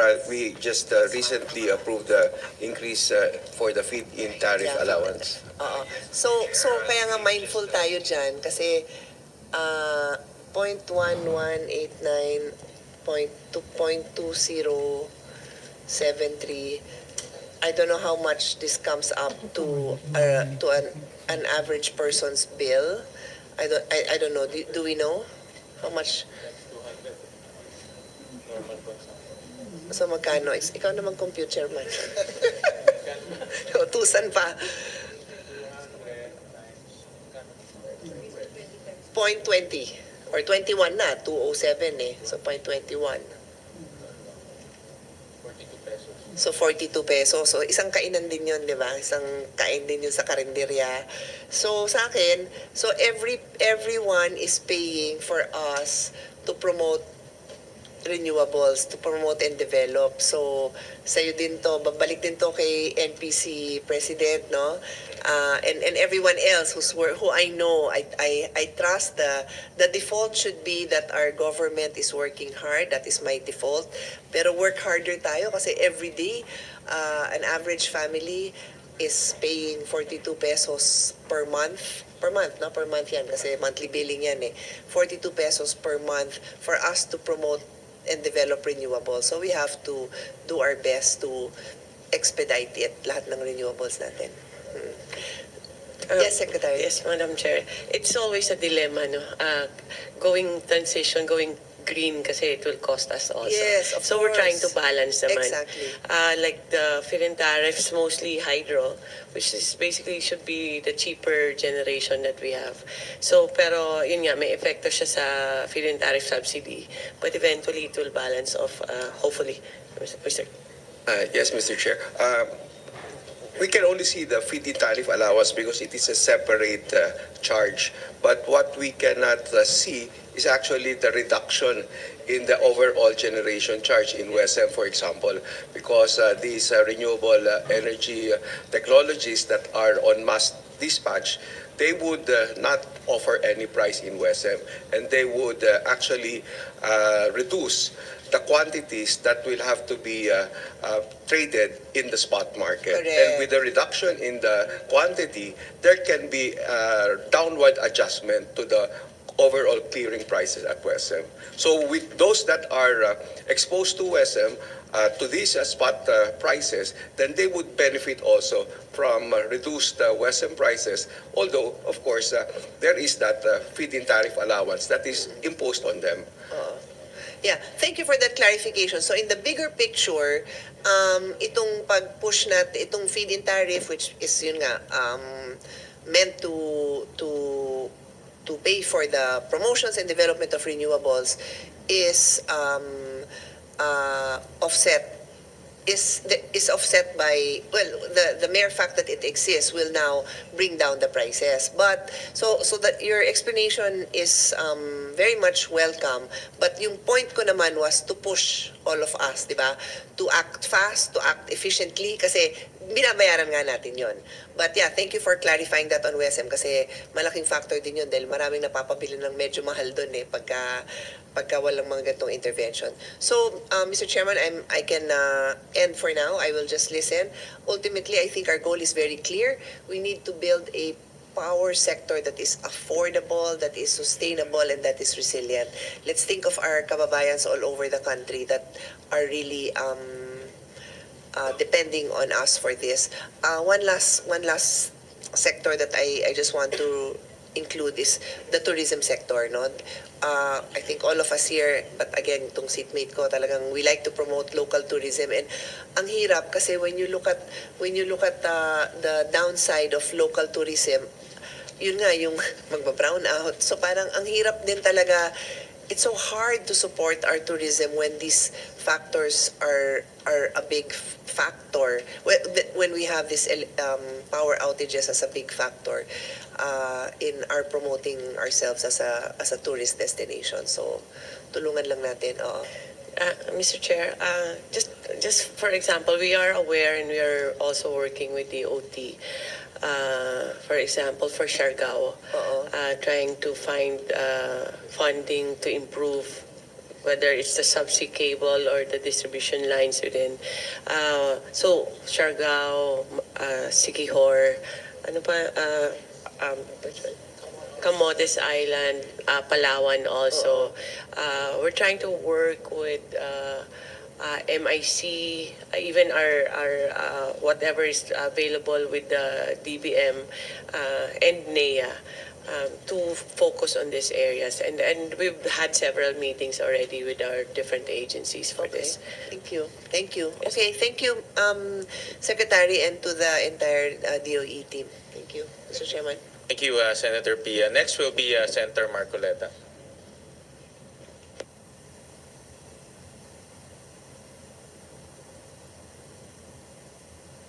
Salamat, Mr. Chair. Gusto ko pong malaman uli, Madam Secretary, yung installed capacity natin.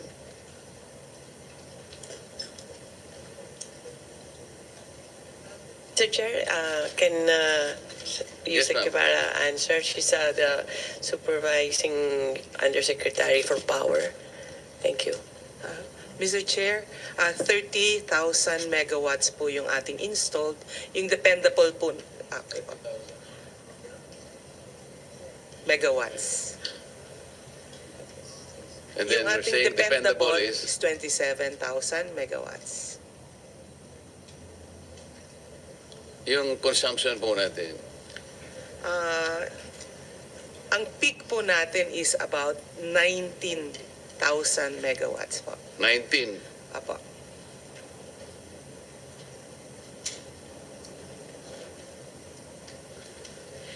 So, Mr. Chair, kung ang dependable natin is 27,000 megawatts, ang consumption lang naman natin is 19. Kasi sobra-sobra ang ating capacity, di ba? Mr. Chair, palagi po tayong, hindi po natin pwedeng tawaging sobra-sobra kasi po nakikita namin yung... Hindi, mathematically, sobra-sobra talaga. Okay. Yes. So, ano problema? Ang problema po natin, ang ating mga planta, pagka they go on So, forced they are not outage. dependable. Kasi sinasabi mo, dependable. Something that you can depend on. Yes. Tapos sasabihin mo sa akin, may problema yung mga planta natin. So, hindi sila dependable. Ano talaga yung dependable?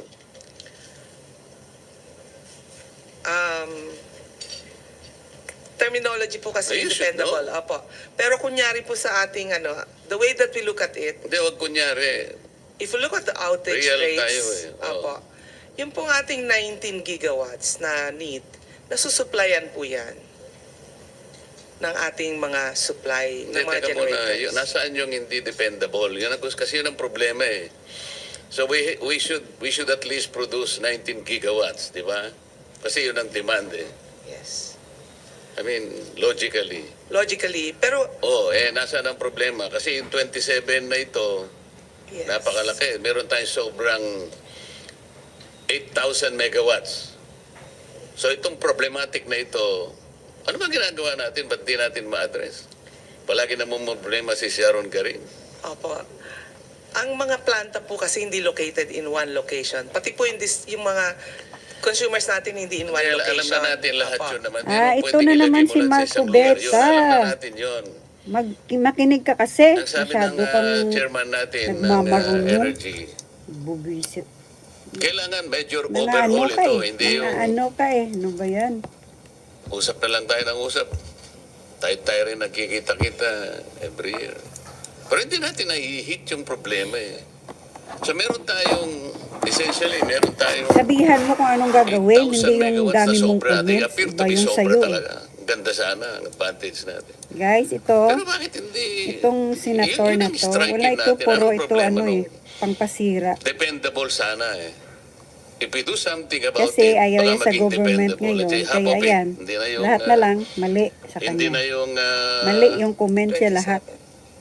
hindi na yung 8,000, maski na yung 4,000 na lang. May sobra ka pa rin. What do we do? Mr. Chair, tama po kayo, Mr. Chair. Yung 8,000 na dependable, ang iba dyan hindi talaga dependable kasi nasisira palagi yung iba. Hindi talaga dependable. Hindi Because dependable. hanggang ngayon, we are struggling. Yes. Lahat po ng presentations na narinig ko this morning, they're about our struggle. Yes, sir. Our continuing struggle to ensure quality, reliable. Affordable. Hindi, wala mo. Wala mo na. Mamaya na tayo ron. Ang sinasabi ng batas, quality, reliable, meron pang isang word eh.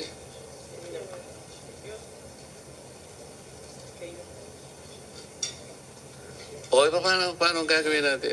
Puro struggle na lang po eh.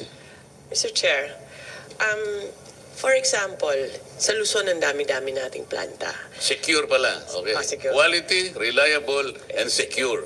Isipin mo, the law is sufficient in itself eh. Talagang sinabi niya sa atin, these are the things that we must do in order to secure our requirements for electricity. For example, Mr. Chair, sa Luzon, daming planta natin from Bataan to Batangas, no? Pero ang Visayas, iba rin yung characteristic ng Visayas.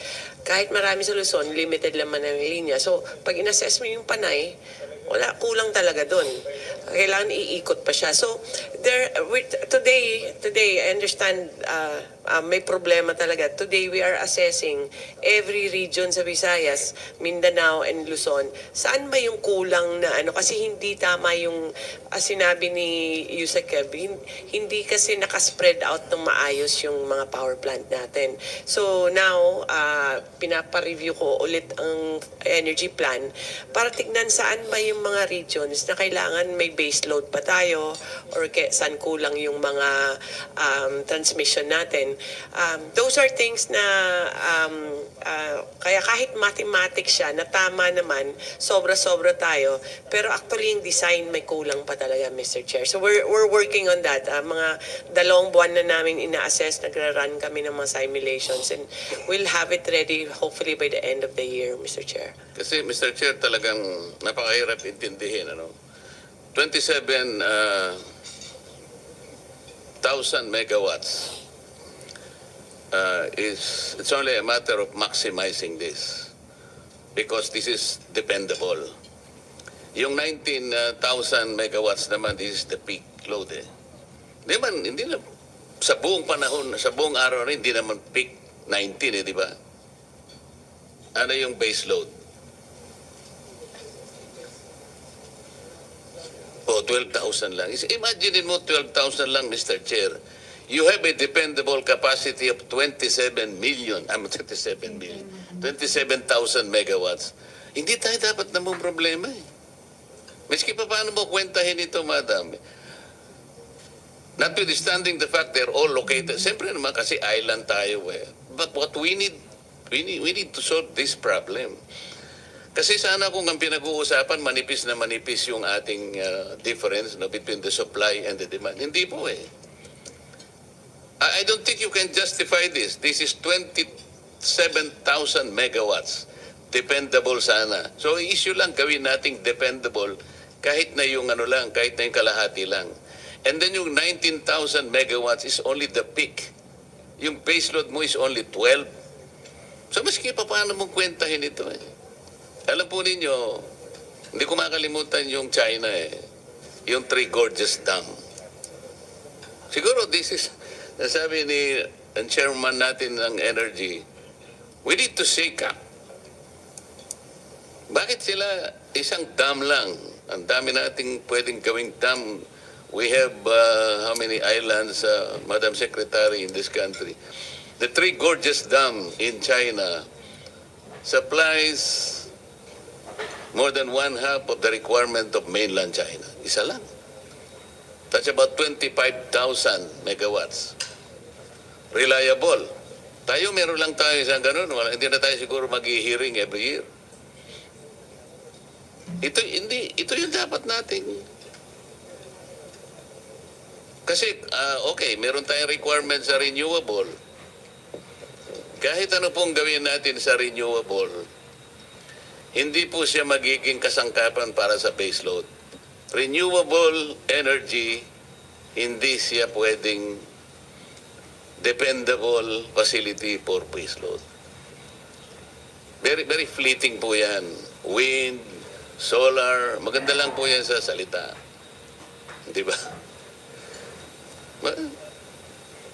Yun po yung pinipilit na, gawin din natin po yan because of our issue on environment. Pero yung baseload po natin, teka muna, ano po yung energy mix natin dito, Madam Secretary? Dito po sa 27,000 dependable capacity, ilan ang coal?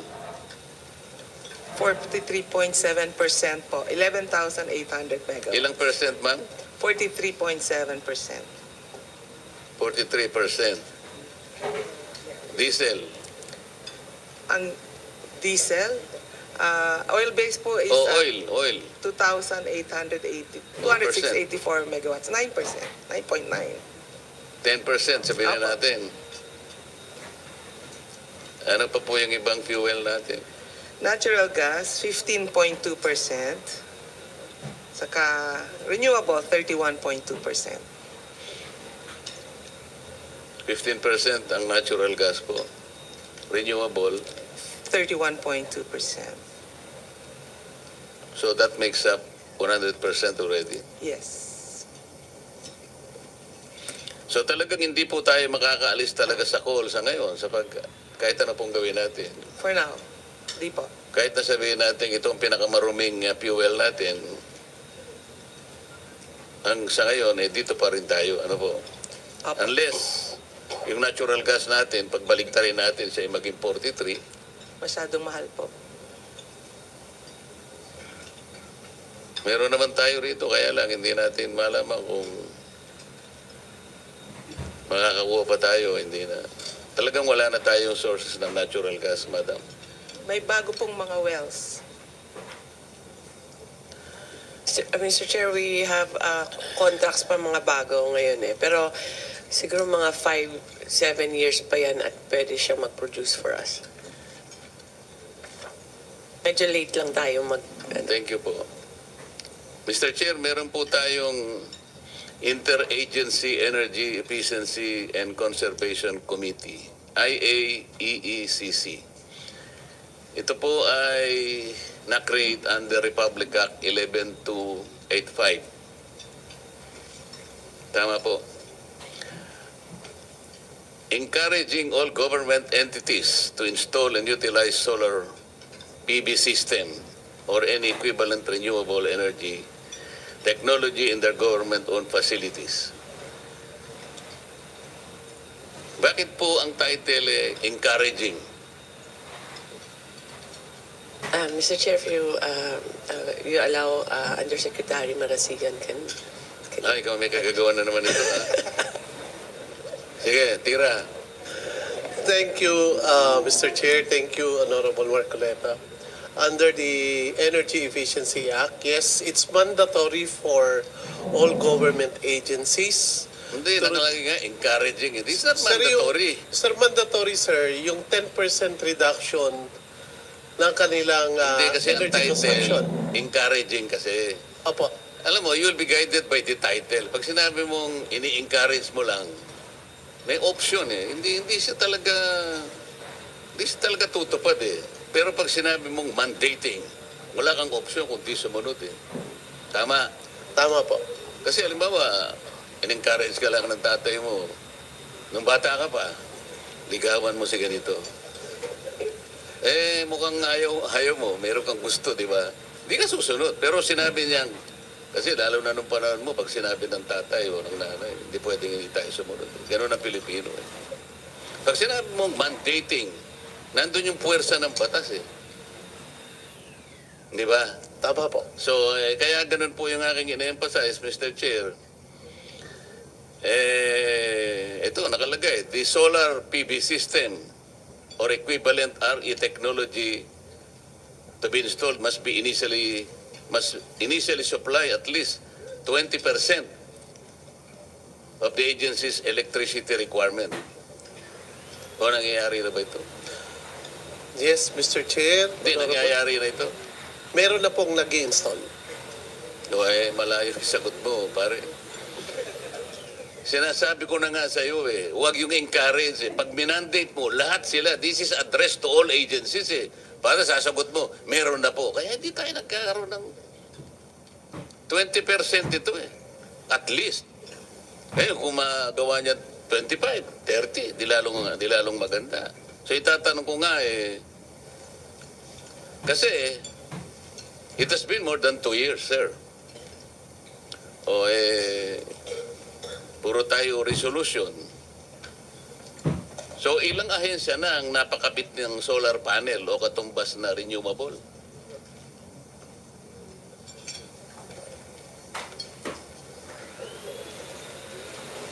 Yeah. Ilan na?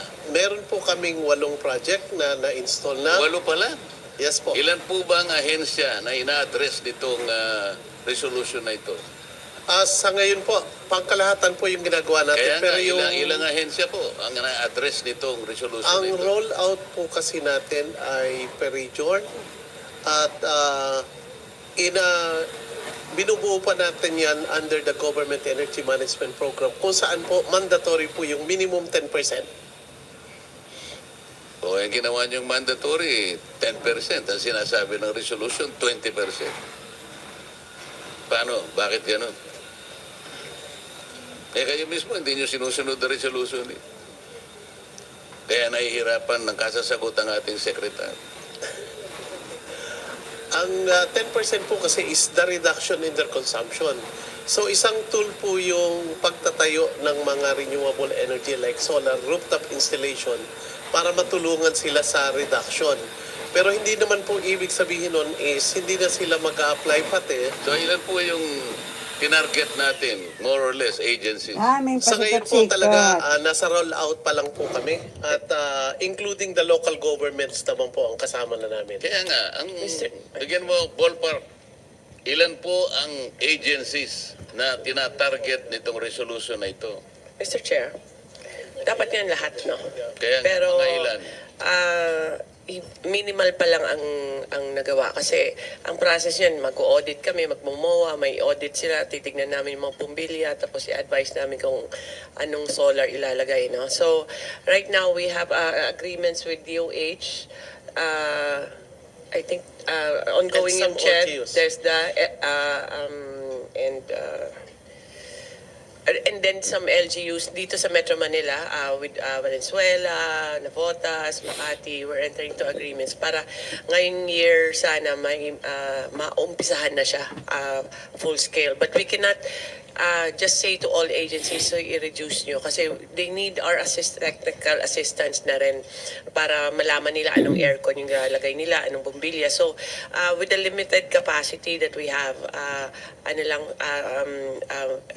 it's small compared to the whole of government. Yeah, alam ko po yan, Madam Secretary. Kaya ko lang tinatanong if it is addressed to all agencies para lang malaman natin gaano tayo kabilis, gaano tayo ka-slow. Let's say X number of agencies. Ngayon, ang sabi mo after 2 years, ilan yun? 6 o 8 pa lang nakapag-comply. So you have, let's say, 1,000 agencies as the targeted universe. After 2 years, ay 6 lang ang nakakomply. So you have baka 28 years ang abutin natin bago natin ma-cooperate. Sinasabi ko, ganun tayo kabagal. Kaya hindi rin natin mafe-feel pagka ganun eh. Sayang naman yung initiative kung hindi naman pala magagawa ng ganun kabilis. So nasasayangan lang yung effort natin. Kaya ko po tinatanong, if this is the way to not only to economize but they produce their own electricity to help each other, sana nakikita natin ang sustainability, yung manageable sana. Hindi ganito po na ang nakikita natin, nakaka-discourage, imbes na nakaka-encourage po eh. Yung waste to energy, Madam Secretary, hindi naman po bago ito eh. Meron na tayong 9513, yung Renewable Energy Act of 2008. Ito may mandate na rito, Yusek Marasigan, hindi ba? Opo. Pero ang sabi ninyo, sa ngayon, 13 WTE projects pala. Tama ba ito? Mr. Chair, 13 nga kasi hindi viable yung ibang... Kaya nga, 13, ano? Although your department greenlit the same as of 2022. So that was 3 years ago. Pero out of the 13, 6 lang ang operational. Yusek Marasigan. Kasalanan mo na naman ito. Bakit ba gusto mo yung number na 6? Tingnan mo kanina yung PB system, 6 lang ang ano. Ngayon ito na naman, WT, 6 na naman ang nagko-comply. Mabuti pa ang NEA, alam mo, wala akong may tatanong sa kanila eh. Kasi ang NEA naman kasi, sa kaibahan ng iba, ito, kayong magagalit. Si Mr. Almeida, kahit na busy kung minsan iti-text ka niya, Sir, kumusta ka? Meron ka bang mga issue na ganito, ganyan. Yung parang pinapaalalahanan ka eh. Pero si Yusek Marasigan, kahit minsan hindi ako tinext niya. Para nalalaman sana na nagkakausap man lang tayo. Alam mo ba, napakalit ng problema ng bansa natin sa electricity. Eh, lalo naman ang ERC. Mamaya po, babalikan ko kayo. Ikaw mag-text. Ikaw mag-text sa kanya, sir. Kung may tanong ka, ikaw mag-text, sir. Kayo po ay isa sa mga alam kong siyang pinaka-cooperative sa ERC. Sinasabi ko na sa inyo. Very reliable, very consistent. Pagka tinext mo yan, hindi pwedeng in less than 2 minutes sasagutin ka niya. Hindi kagaya ni Coco Nograles. 2 araw bago ka sagutin. Iba na yan si sa'yo, sir. Chairman. Kaya naman sa tuwing naghihiring kami, kahit kaming 2 na lang, hindi ko iniiwanan ito. Ang dami kong gustong itanong, Mr. Chair, baka humaba lang ako, magalit ka sa akin eh. Mr. Tanong Chair. mo. Yes, ma'am. Yung sa WTES, marami talagang nagiging hindi feasible. So right now, meron po kaming nakaset na i-auction na namin yung WTE, especially Metro Manila. Identifying yung mga problema, pero this is together with DNR, MMDA, DOE, and ERC. So hopefully maka-award kami by first quarter of next year. Okay. And Mr. Chair, dadako ako ngayon dun sa affordable. Kanina pinag-uusapan natin yung quality, reliable, and secure supply of electric power. Pero yung affordable, nandun din po yun eh. Section 2, paragraph B. Tama, President Nograles.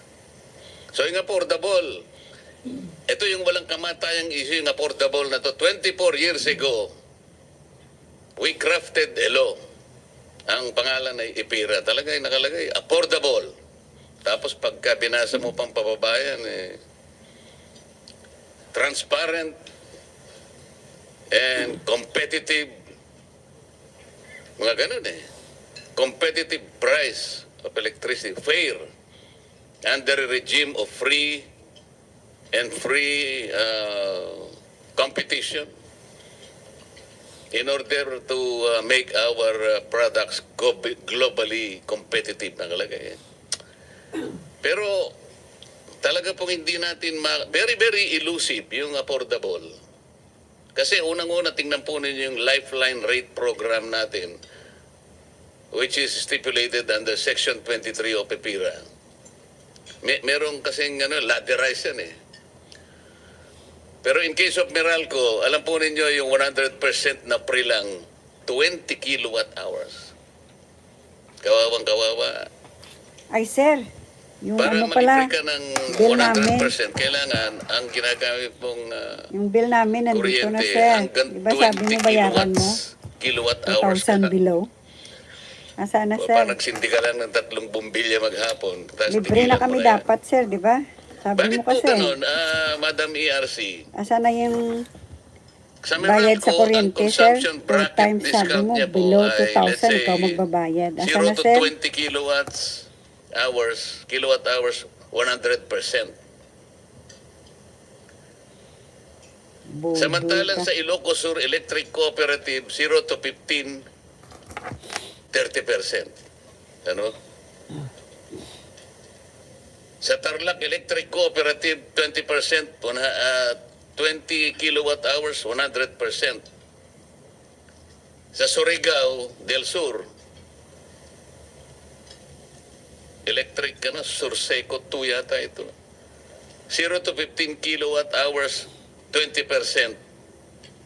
Sa Pampanga, 0 to 15 kilowatt hours, 50%. Sa Antique, 1 to 15, 7%. Hindi ko po maintindihan ito, ba't nagkakaiba-iba? Electric Cooperative sa Pelco 1, 16 to 20 kilowatt hours, 40% ang discount. Yung Anteco, 16 to 20%, 5% ang discount. Bakit po ganito? Talaga pong hirap na hirap ako dito. Bakit hindi po at least uniform ang pagbibigay ng discount?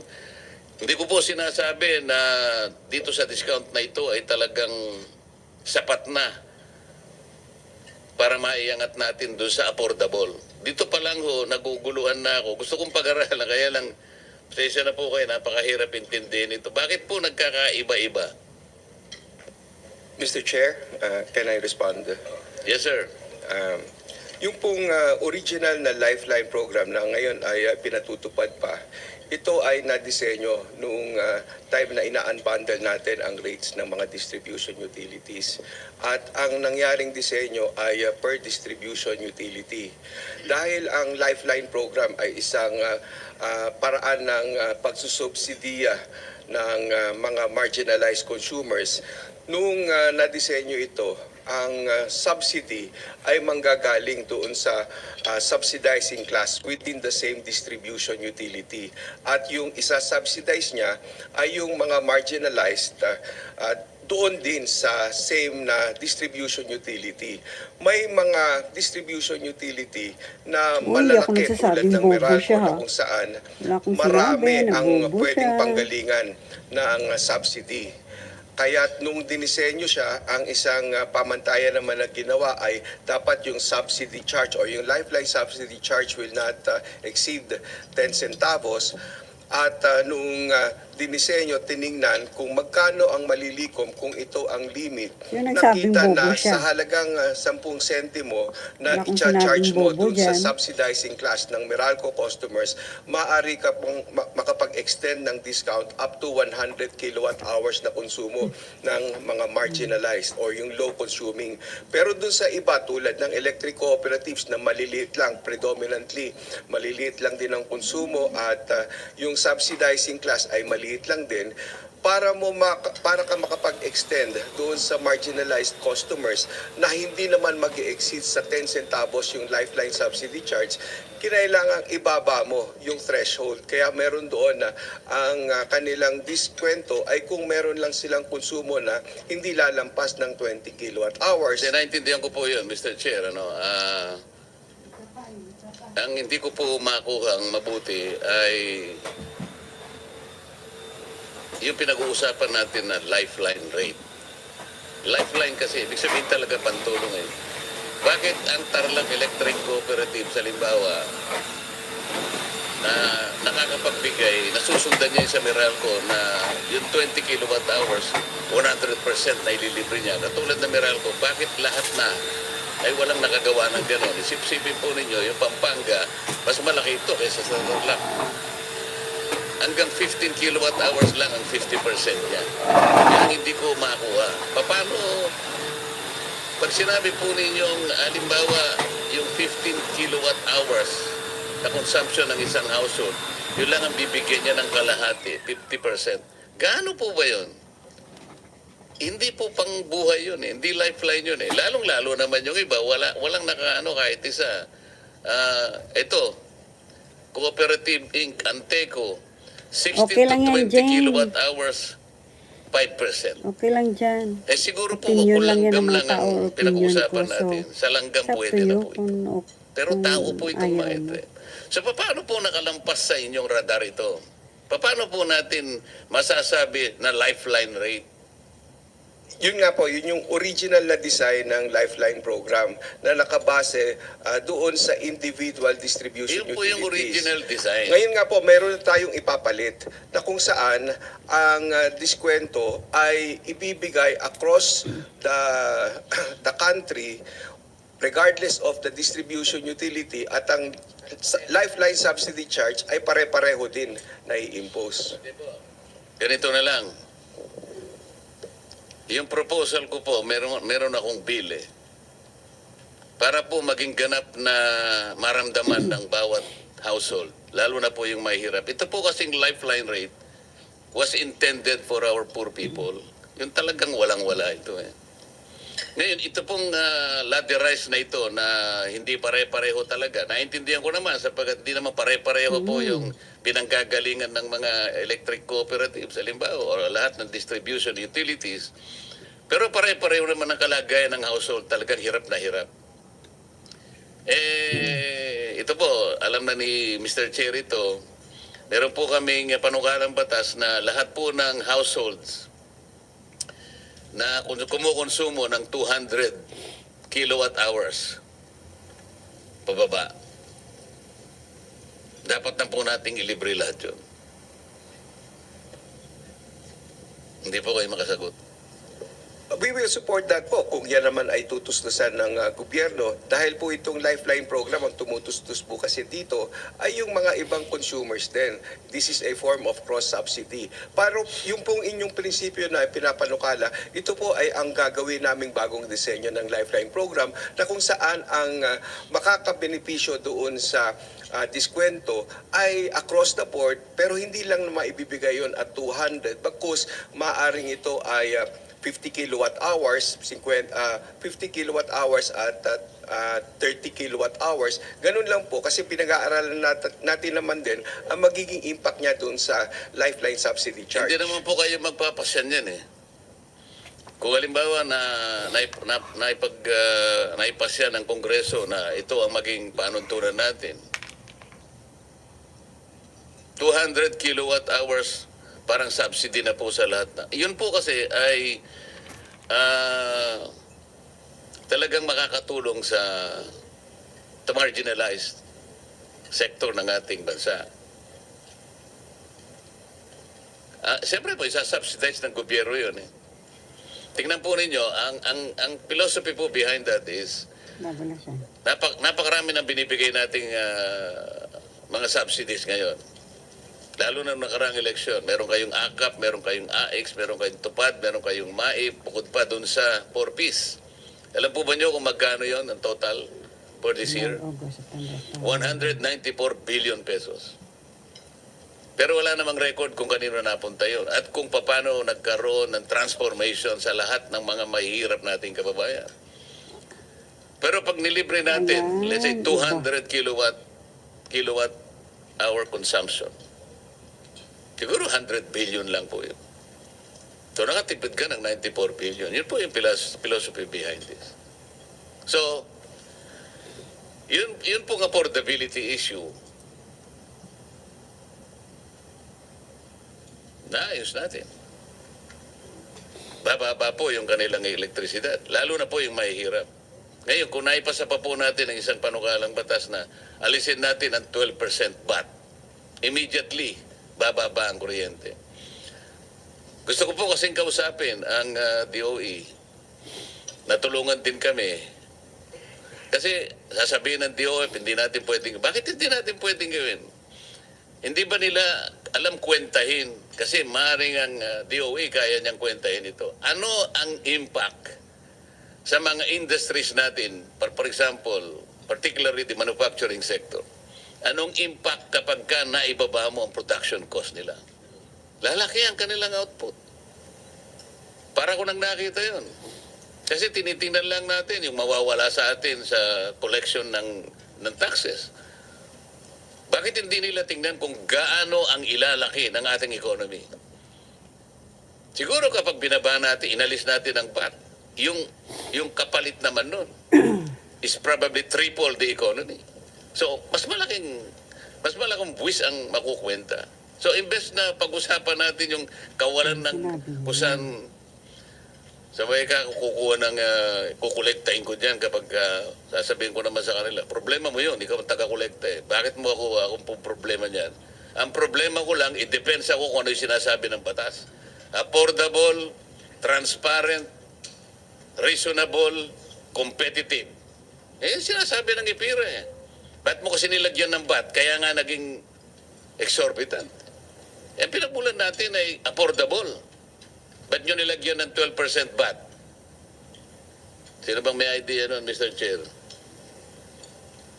Wala naman dapat. Basahin po ninyo yung IPIRA in its original form. Wala talaga eh. Bigla na lang nagkaroon ng 6% VAT pagkatapos binigyan na naman ng another 6%. Kaya, tanggalin natin yon. And then we will present a study na kapag ginawa natin yon, ang ating manufacturing sector talagang lalaki. Ito po yung problema. Bagsak po ang manufacturing natin. It is not contributing significantly to our economy. Ang ating pong GDP is consumption-driven. Dapat production-driven. Imagine po nyo yung ating cement industry, Mr. Marasigan, Yusek Marasigan. 70% ng production cost is electricity, power. Kaya po hindi sila gumiginhawa. Ang nakikinabang po ang Vietnam. Ayun pong mga cold storage natin kaya hindi tayo makaimbak ng pagkain natin. 60% is electricity. Subukan ninyong ibaba ang production cost by way of reducing the rates of electricity. Para ko nang nakita kung gaano ang 3-fold, maybe 5-folds giginhawa ang ating economy. Then, from there, we can collect more taxes. Yun ang gusto namin i-present na alternative. O di, bumaba ang kuryente, tumaas ang economy. Dapat yun ang aralin natin. Sige. Sige, my friend, pag-aralan mo, share mo para President Coco Nograles. akyat ang ating economy. Paano kaya bumagsak ang economy natin? Paano Saan kaya yung... nagsimula? ano ba yung gusto kong...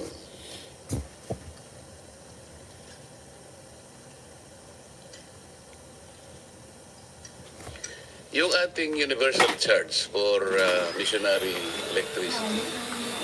This is your jurisdiction. Paano natin binabayaran yung sa pagitan? This is the subsidy. No? Meron tayong ginagamit na generation companies. We call them new power providers, NPPs.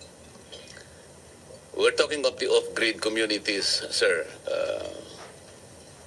Kaya lang, most of these, hindi nila nagagampanan yung kanilang contracted energy capacity. Karaniwan. So, paano nyo minamanage? Paano nababayaran to if they have not delivered their contracted energy with the distribution utility? Mr. Chair, thank you for your question. No? Magandang tanong yan. Unang-una, yung mga ina-apply po na mga UCMEs at binabayaran itong mga new power providers or qualified third parties, depends po dun sa approval din yan sa ERC. So yung nababayaran lang po natin doon ay yung mga karapat-dapat na mabayaran. So kung may shortfall sila, hindi sila mababayaran dun sa kanilang shortfall. Yun ang ginagawa po natin. We'll go to that. Pero in principle, how do you manage the subsidy payments to the NPPs? Pass-through po yun. So yung nakokolekta lang namin dun sa mga ECs, yung mga SAGAR. Tapos yung merong pinapass-through na mga UCME sa kanila, from the UCMEs, binibigay lang namin pag na-approve na ng ERC. Hindi, yung NPC is overseeing the SPAG areas. Let's say, Mindoro, Palawan, Masbate, Catanduanes, Yes. etc. Yes. So meron kayong missionary electrification development plan. Diba? In order to project the power requirements in each of these SPAG areas. Ngayon, paano ninyo ma-allocate yung payment of subsidies per each of these SPAG areas?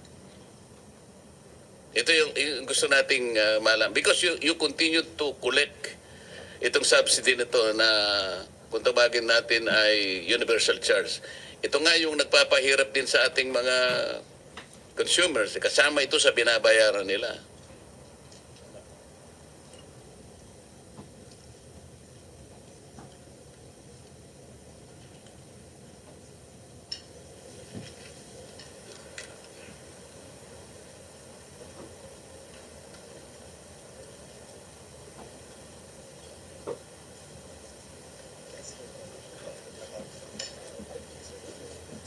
Yeah. So meron silang mga claims, Mr. Chair.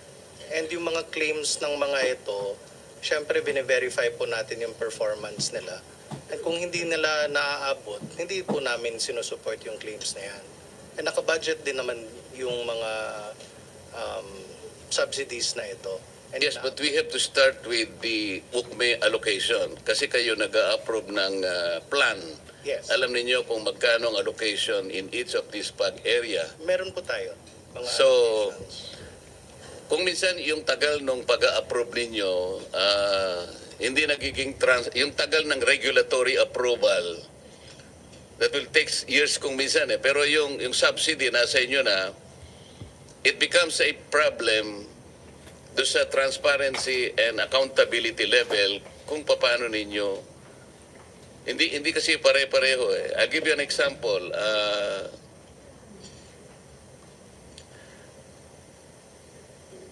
Yung, what do you call this? On October 2, a demand letter of Power One Corporation for payment request about 140 million was coursed through your office, and I believe there was already a directive from the ERC to pay this 140 million Yes, pesos. Mr. Chair. 144 million. Dumaan Oh po yes, sa something office to na. that effect. Yes, Mr. Chair. It's being How come processed. it's not being paid? It's being processed, Mr. Chair. Oh, Kasi kaka-decide lang ng ERC dyan, so there was a claim, Mr. Chair.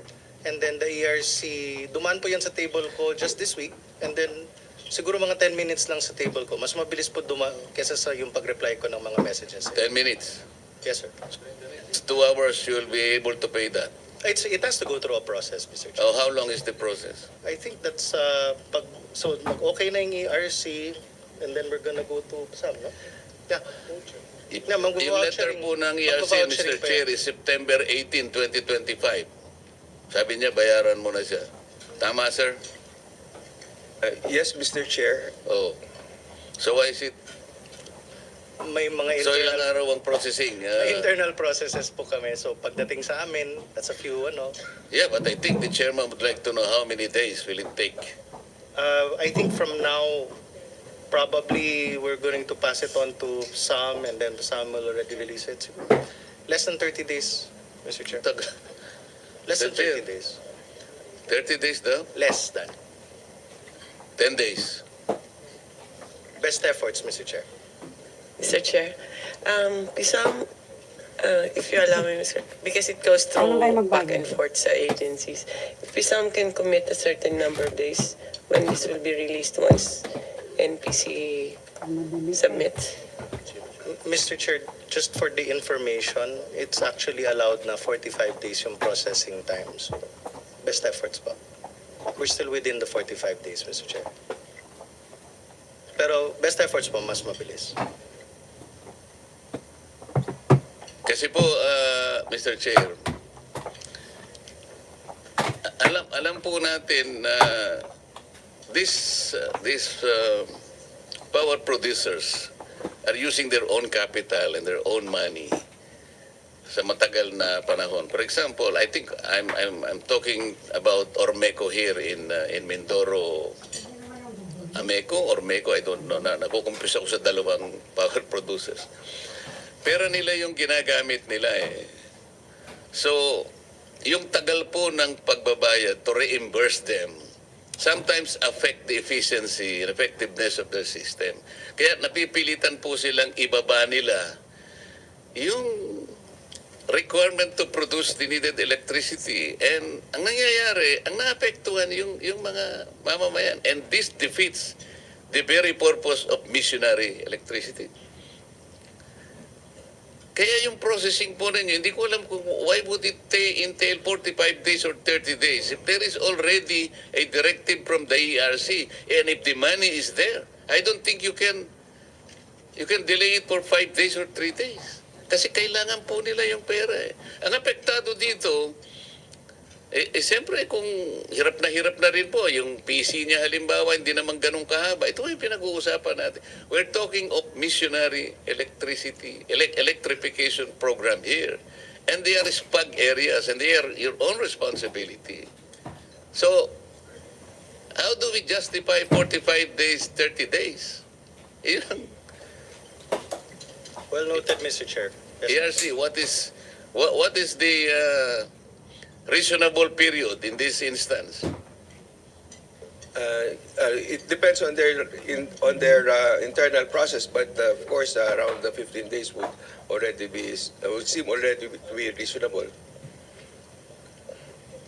I heard 5 days.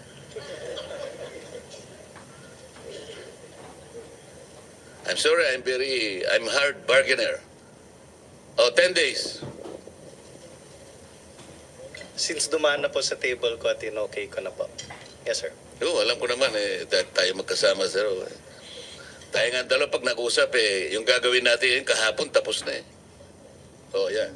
Mr. Chair. Okay, titigilan na kita.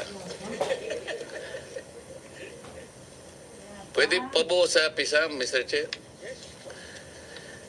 Mr. Chair, kasi po yung mission ng PISAM is to manage the sale of power assets, liquidation of NPC obligations, and administer incentives such as missionary electrification and renewable developers under EPIRA framework. Ito po yung medyo mahirap ding unawain dito Ang NPC, meron siyang missionary effort. Ang PISAM, meron siyang missionary effort. Pero nakikita ko lang gumagawa nito yung yung NEA Mr. Nea, ikaw ba tinutulungan itong dalawang ito kasi palagi ikaw nabubugbog ka pag ikaw ay nasa Congress. Lalo na yung mga kasama ko, ikaw na lang palagi sinusulatan at piniperwisyo. Maganda po ang samahan namin sa Energy Family ngayon. We are all working as a team, Mr. Chair. Tinakot ka ba nila? Hindi, Mr. Huwag ka Chair. mag-alala, hindi pwedeng hindi ka nila tulungan, di ba? How much of the 2026 budget will be devoted to accelerating the sale, privatization, or repurposing of remaining NPC generation and real estate assets? Pisam. Good afternoon, Mr. Chair, Senator Marcoleta. For clarity, with regards to the universal charge for missionary electrification, Mr. Chair, our role on missionary electrification is to collect from distribution utilities and electric cooperatives, and once we've collected those amounts, we remit the same to NAPOCOR. With regards to our mandate on the privatization of the generation assets, Hindi po ang tinatanong ko, how much of the 2026 budget na pinresent nyo sa amin will be devoted to accelerating the sale, privatization, or repurposing of remaining NPC generation and real estate assets? let me get back to you on that, Mr. Chair. I'll check with my team specifically for the specific amounts from the different groups, Mr. Chair. I don't have that with me. But the mandate of PISAM, the whole of the organization, is to privatize the generation and IPP assets of PISAM, Mr. Chair. Right? So in that sense, it's the whole organization is moving towards that mandate. Okay, as you continue to manage NPC obligations, financial obligations, what measurable reduction in total outstanding debts is projected for 2026? Again, I will give you the statistics within the day, Mr. Chair. But for sure, I think we have been very efficient in our debt, in the managing of the debt obligations, specifically in our partnership with Land Bank and the Development Bank of the Philippines. It has proven to be a very good relationship. We're in coordination with Land Bank, President Inette, and DBP, President Mike. It's been proven that we have been able to reduce the cost of borrowing vis-a-vis borrowing from private banks, Mr. Chair. Senator Marcoleta. Wala pa kayong naibibigay na information sa akin. How can you sure that you are very, very sure about it? Halimbawa, yung universal charge. Kasi ang pinag-uusapan lang natin, yung nandun sa affordability na naman tayo. May connection naman kayo in lowering the charge of electricity rates. Sa universal charge pa lang, kaya po tayo interesado rito, lalong-lalo na yung stranded contract cost. Bakit po hanggang ngayon ay kasama pa rin sa billing ng isang ordinaryong household yung payment ng stranded cost kung talagang nagagampanan ninyo yung mandato ng batas na mai-dispose natin lahat ang assets ng NPC at sa ganon ay mabawasan na yung binabayad ng ating mga households sa elektrisidad. Hanggang ngayon po ay yung stranded contract cost ay kasama pa rin sa billing. Universal charge nandun pa rin pero hanggang ngayon nandito pa rin tayo. Thank you, Mr. Chair. With regards to stranded contract cost, please recall, Mr. Chair, that there is the Mora Corriente Act. It prohibited the continued collection of the universal charge for stranded contract costs and stranded debt. So for the purpose, stranded contract cost in our bill is 0. However, we still have 4 centavos of universal charge for stranded debt, which is supposed to end the collection in 2027 po. Sigurado kayo yung stranded cost wala na? Wala na po, 0 na po yun. And under the MKA law po, it was prohibited to the further collection ng stranded contract costs at saka stranded debt, Okay, except for bakit those that were previously approved by the ERC po. Bakit yung stranded cost ay pinipili, ay hanggang ngayon binabayaran pa natin? Wala na po. Wala na, hindi naman po nyo makita yan sa bill nyo po. Kung sa Meralco po kayo naka-residence, wala na po yan sa Meralco bill, yung stranded contract cost. Ano na lang ang nandun? Stranded debt of about 4 centavos. Bakit po pati stranded debt ay binabayaran pa? Per the MKA law, Mr. Chair, Senator Marcoleta, the MKA law prohibited also the collection of stranded debt except for those that were already previously approved by the ERC. Therefore, the remaining stranded debt or the approved ERC for stranded debt is about 4 centavos and the end collection date for this particular item is in 2027, Mr. Chair. So, Mr. ERC is throwing the issue to you? Hindi po. It was a previously approved ERC decision long ago, Mr. Chair. We continue collect that, and once it's fully collected, we project to end in 2027 po. Yung stranded debt? Opo. By 2027, wala nang babayaran? Yes, Mr. Chair, Senator Marcoleta. So that will be 2 years from now? Yes, Mr. Chair. Pero yung corporate life po ninyo ay hanggang kailan po kayo? Under PIRA, Mr. Chair, the original corporate life of PISAM is supposed to end in June 2026. Paano natin masisiguro hanggang 2027 na sinasabi mo? Ang Ayun po, buhay mo hanggang next year. The corporate life was given an extension via RA 12179 for an additional 10 years. The law was passed this year, extending the corporate life of PISAM to June of 2036. Nakalimutan ko lang na barahin yung batas na yan. Dapat hindi ka na hanggang 2026 ka na lang kasi hanggang ngayon hindi namin mapili yung pagmura ng kuryente talaga eh. Isip-isipin ninyo, ilang years po ang buhay na binigay sa inyo yung original? The original po was 25 years. Isip-isipin ninyo, 25 years. Ang tungkulin lamang niyo po, ibenta niyo lamang yung NPC assets eh. Di ba? Ang nangyari po kasi, imbes na ibenta ninyo ng bago. Kasi po, halimbawa, nagbebenta kayo ng sasakyan. Sir, bago nyo ibenta yung sasakyan, pagagandahin nyo muna, di ba? Pipinturahan mo. Siguro, papalitan mo ng konti yung mga... Ibig sabihin, lalagyan mo ng burloloy para sa ganun, maging... marketable. Tama po. Well, part of the mandate as found in IPIRA, Mr. Chair, Senator Marcoleta, we are supposed to optimize the privatization proceeds.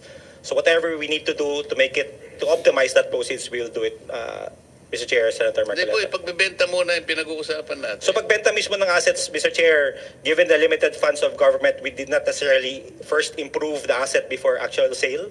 The privatization plan that PISAM implements, Mr. Chair, is an as-is where is privatization plan. Wala kayong mandate na improve nyo man lang para sa ganun, pag binenta ninyo ay mas mataas ang, ang halaga? Well, Mr. Chair, Senator Marcoleta, part of the problem of government when IPIRA was passed was there was a lack of fiscal space.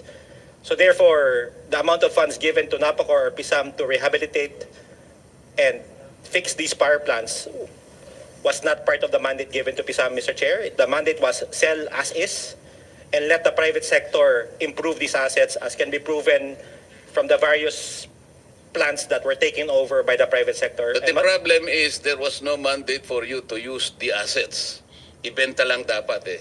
Well, except for Agus and Pulangi, Mr. Chair, there's a particular provision in IPIRA that Agus and Pulangi should be retained by government for that from 10 years from IPIRA, and only privatization can be considered after that 10-year period. There were other facilities aside from Agus Pulangi na ginamit din ninyo bago ninyo binenta. So, yung bibili, kumbaga sa sasakyan, ginawa mo munang taxi, nung karag-karag na, tsaka mo binenta.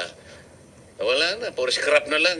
Kaya ganun na nangyari. Well, hindi naman po. I think the experience of PISAM with regards to the privatization proceeds, Mr. Chair, it's proven that we are able to maximize the value. At least that is your experience. But insofar as our experience is concerned, based also on some facts, hindi ganun na nangyari.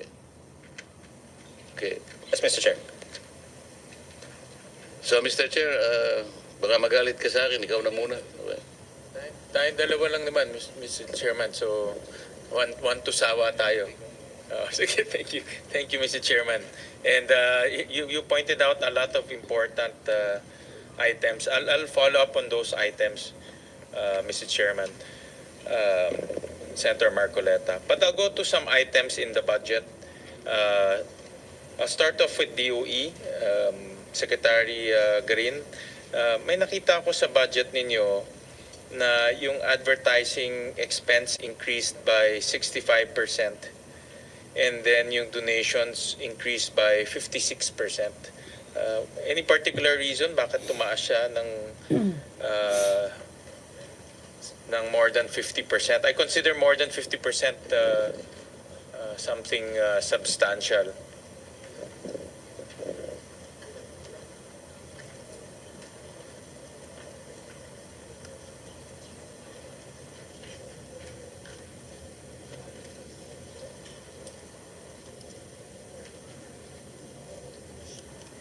And donation, but meron ba tayong particular activity why we need donations? Mr. Chair, most of those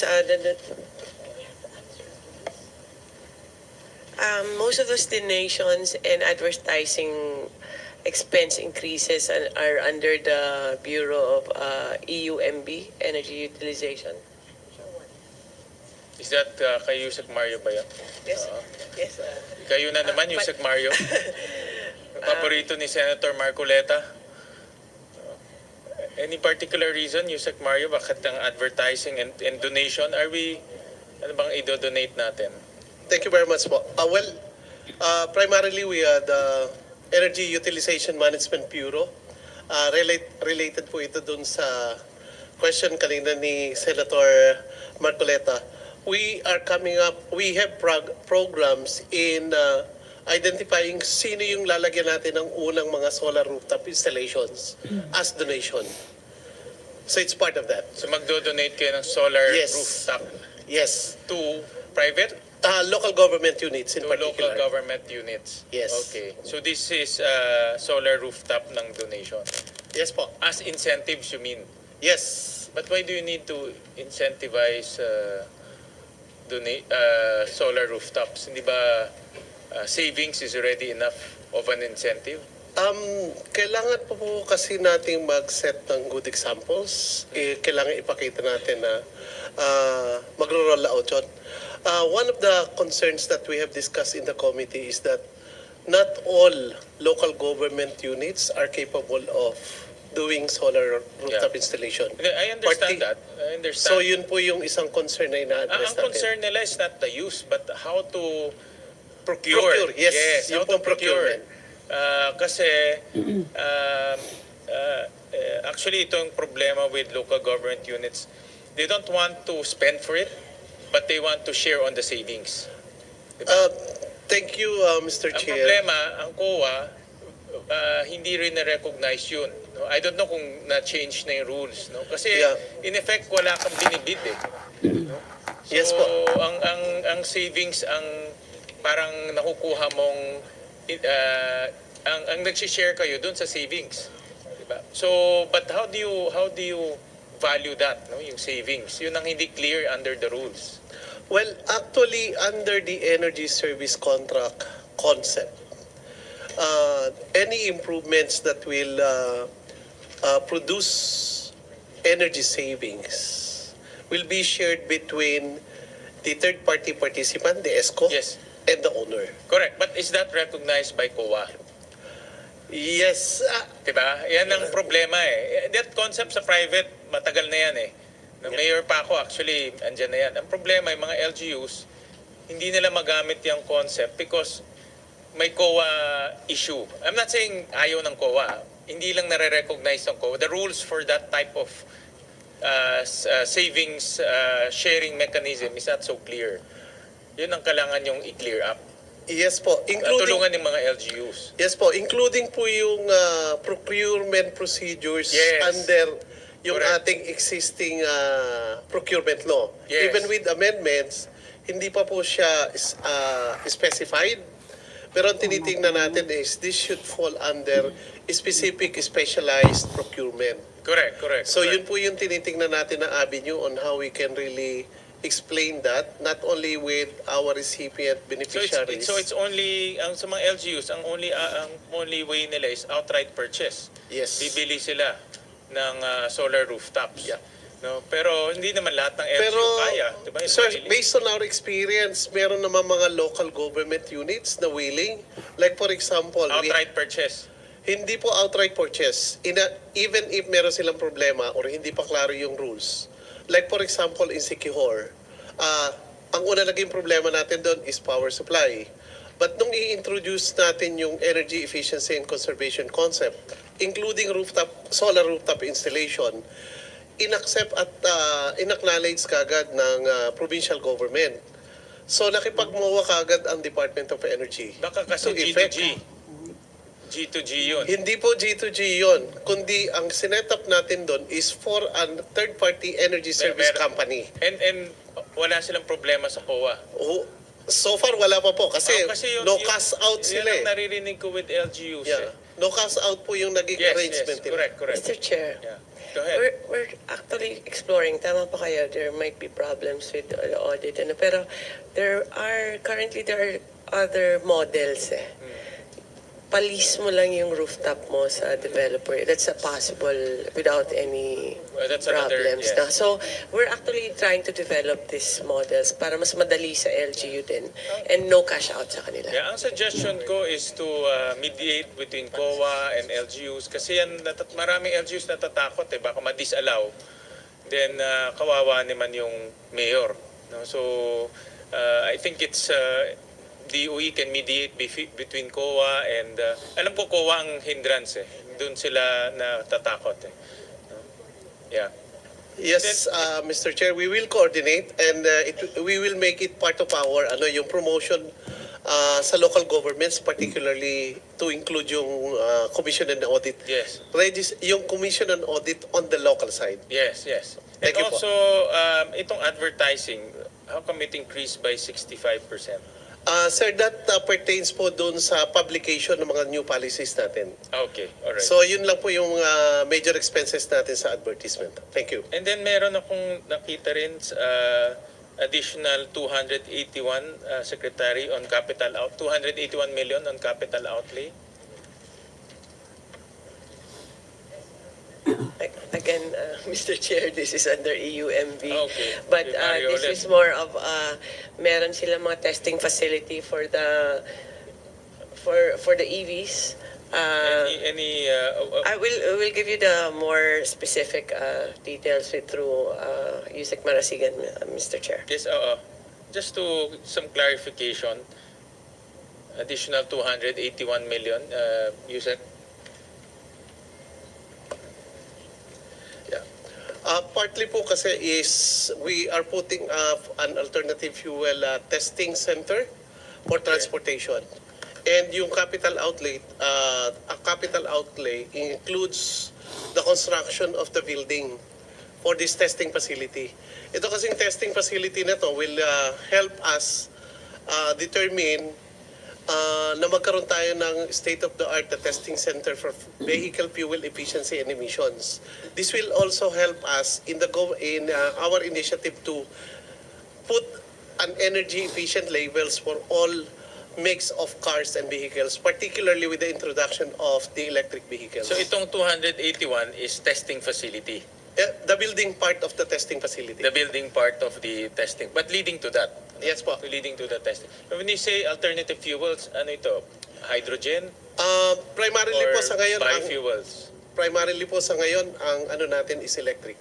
Electric. Okay. Yes. All right. Okay. So this is for electric vehicles.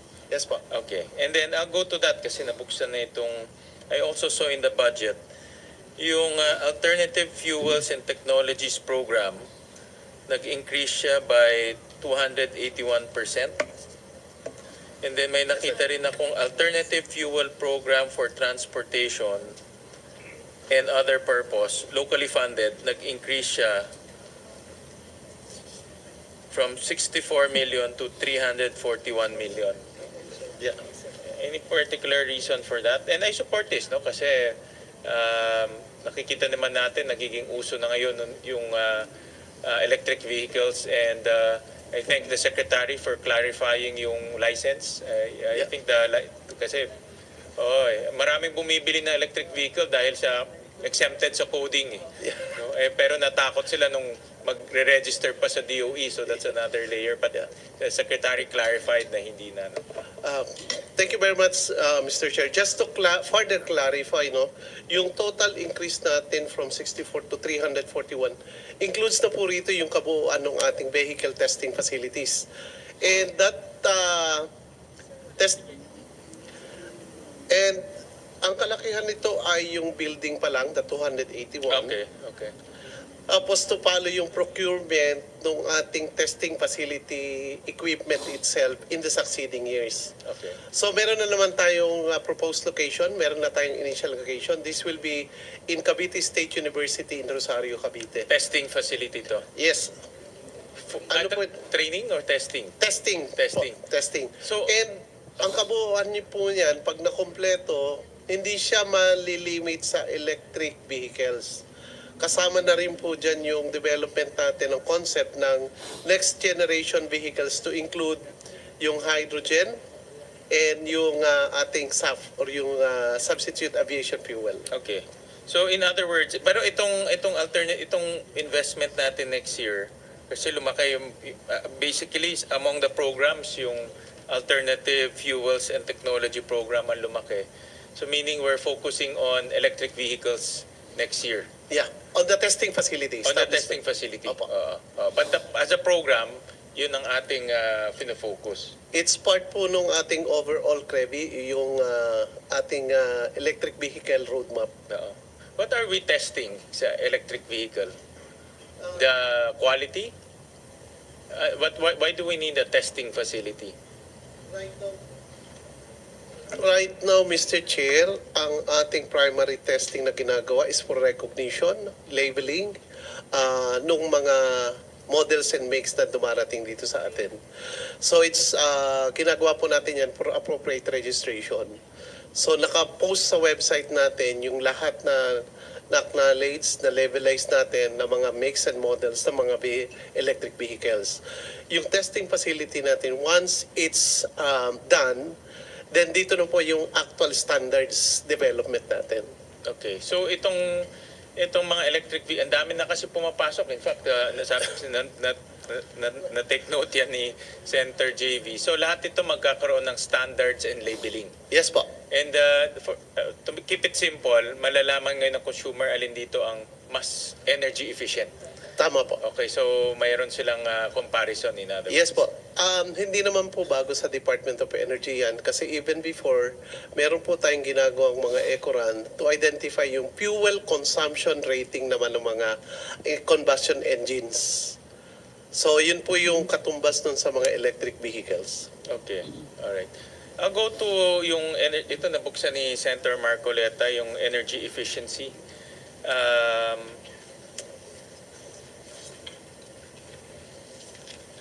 I saw in, kanina sa presentation ninyo, can we pull up that presentation, yung sa DOE? Sa energy efficient, yan. So, pag itong kinocompute ko, for example, sa designated establishment, sa energy service companies, and pag binangga to sa total energy consumption of 126,000 gigawatts, ang energy efficiency natin is only 0.73% ang natipid natin. No? And I think this is a low-hanging fruit, to be honest about it. But I was expecting malaking savings from our energy efficiency policy. But after all these years, 0.73% pa lang ang nasisave natin. If you also look at itong, let's say, yung energy service companies, less than $1 billion yung investment, yung total investment in designated establishment, maybe respectable at 8 billion. But if you look at the total na save, due to energy efficiency and conservation, it's only 0.73%. Mr. Chair. Yes. Yes, we do understand. There's still a information campaign and education campaign na talagang kailangan dito kasi Filipino by culture is not used to energy conservation. Now, ang low-lying fruit dito is the government agencies actually. So, for example, we have a MOA with DOH na ngayon. Recent lang, mga 3 or 4 months ago, to audit all the hospitals and hopefully to put as much solar as we could in the hospitals. Now we have as a pilot here in Metro Manila, may isang hospital na, and we'll try to duplicate that with the 87 hospitals of DOH. Same way with TESTA and CHED, and hopefully with other agencies. Ang rollout lang medyo mabagal nga kasi limited ang capacity ng DOE. No? But I think starting with all this na government agencies lang, which is the major consumer of electricity in the country. Pag nakuha na namin yung tamang model with our MOAs, with all these agencies, TESTA, CHED, and DOH, I think it will be faster by next year, Mr. Chair. So, umpisan lang namin ito and see kung anong mas attractive sa mga agencies because, as you said, there's COA issue and procurement issue also. Pero I will work on this yun na yung may target na yan si Mario actually and what his target for 2026 and 27. I think ang low-hanging fruit dyan is government. No? Kagaya itong mga ito. Actually, hindi pa kami LED yata eh. No? So, ang mga ganitong facilities, kasi under the law, dapat ang mga government should be energy efficient, should use energy efficient technologies. Diba? But government itself, hindi pa tayo umabot sa ganun eh. That's the low-hanging fruit. And then the second would be the designated establishment. Kasi mandated sila talagang magkaroon ng mga officers for energy efficiency. No? So, lahat ba ng designated establishment, lahat ba ng mga dapat maging designated establishment, are they already in the system? Yes, we don't know yet to affirm that all are covered, but we have registered. Nag-start po tayo ng 4,700 establishments in 2022. And in 2024, we are already at 9,278.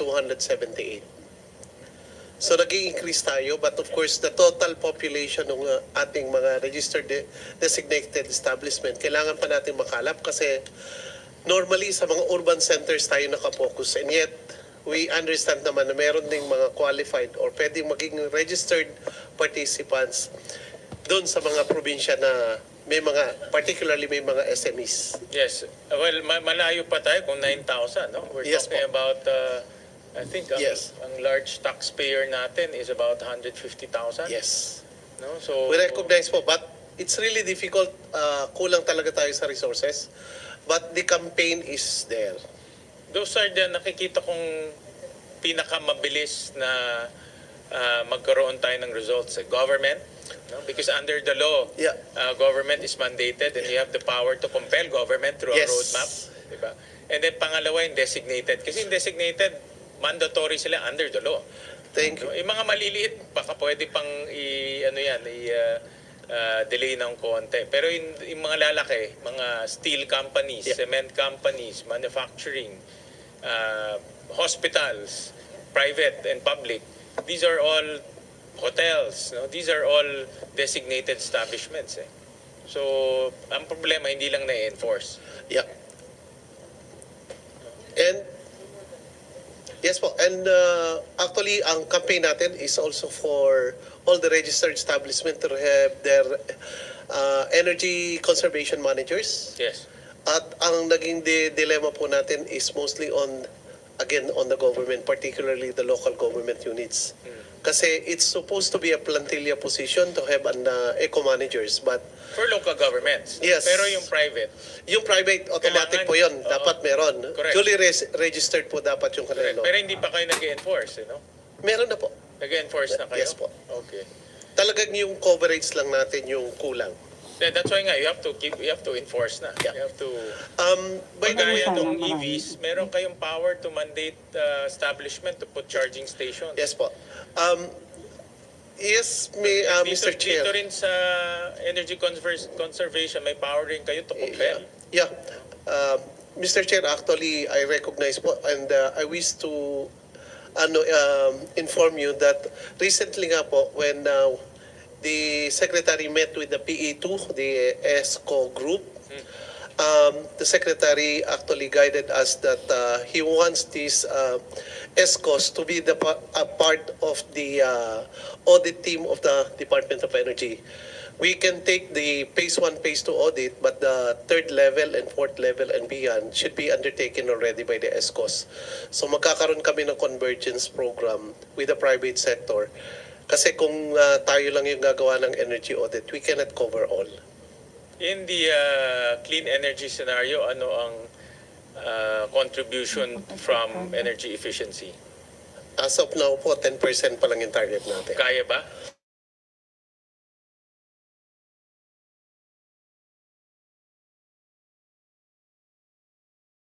Target. Yes, Mr. Chair, hoping that Valenzuela will be one of our model cities.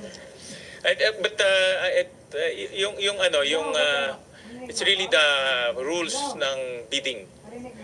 I think pag naayos yan, maraming LGU pupunta sa energy efficiency. Yeah, actually, we tried, no? To yeah. mediate with COA, but I think DOE will be in a better position. Yeah, we are even looking on aggregated rooftop installation as part of this energy efficiency. But the aggregation concept is also a more complex procurement process. Kaya medyo hindi kami makatake off. Thank you. Thank you. Thank you for that. I'll go to, let me just look at my notes. Bigyan mo akong pamasahe, wala akong pera. Oo, Sunday, di ba? Sunday? Ako muna, Mr. Chair. Yes, Senator Marcoleta, go ahead. Hindi talaga ako makaalis-alis sa affordability. Pasensya na kayo. Oo. Ang point Madam Secretary, this very nagging problem about system loss kasi. Taga saan siya? Kasi nasa batas kasi ito RA, nakalimutan ko na kung ano ito, 1078 ba ito? Kung nandun pa tayo. Nandun naman kasi. Pwede ba natin talagang tanggalin na yung system loss kung hindi naman masyadong malaking problema sa DOE ito?